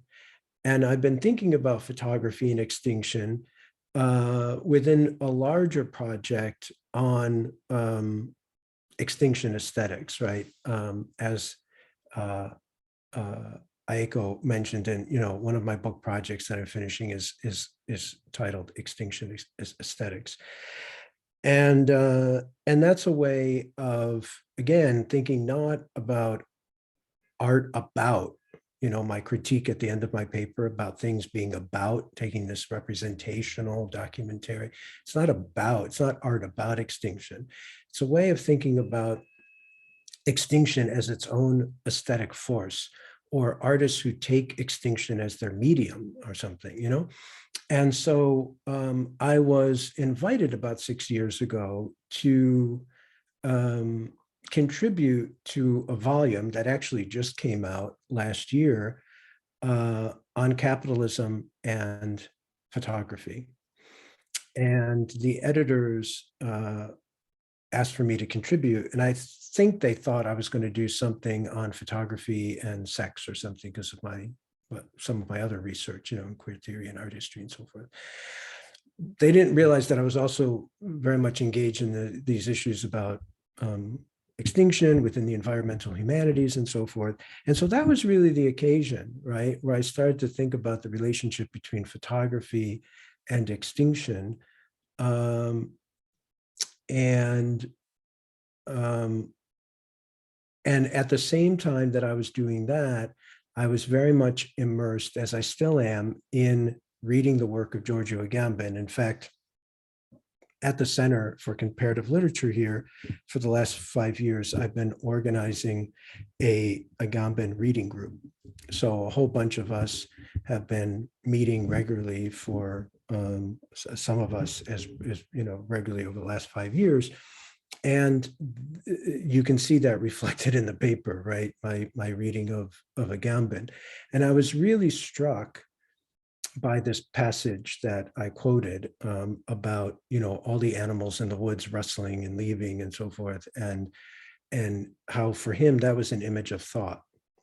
And I thought, this is something that I can work with. You know, I can use this as a way to actually think about the relationship now, not just between photography and extinction, but thought and extinction, like how to think extinction, you know? What does it mean for those of us thinkers who want to think the problem of, you know, what is that? What does that look like? What does that sound like, you know? And actually, it was thanks to someone in that Agamben group that I found out about Zabi Bo. I'm pretty sure that's how that happened, where someone said, oh, do you know this guy's work? And I just thought, oh, this is amazing. This is perfect for the project. And then it was 3.5 years ago that I was going to present at a conference where the theme was another one-word theme like Reverie, but in that case it was value. Okay, and so I was reading Foucault on Marcus Aurelius, and he was talking about value and virtue of disappearance. I've been writing about disappearance for decades. And I thought, okay, this is my paper for that conference, right? It'll be on the virtue and value of disappearance, and it'll be a way of thinking thought and extinction together. And that conference in the fall of 2019, so 2.5 years ago, was the first time I wrote something like this, right? What you heard today. Yeah. So that's how, does that answer you? I mean, it's, I could go on and on with all the various strands and influences that inform, but that's basically it. It's part of this big project. And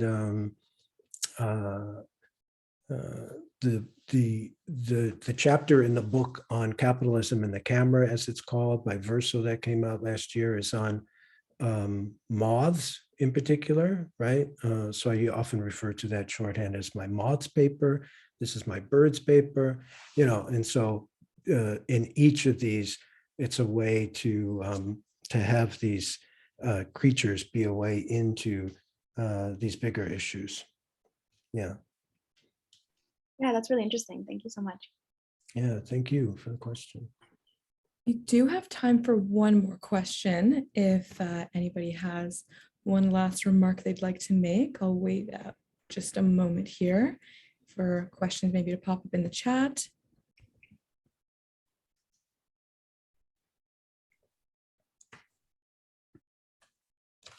Yeah, and of course, if by chance you have a question later on, you know where to find me by email.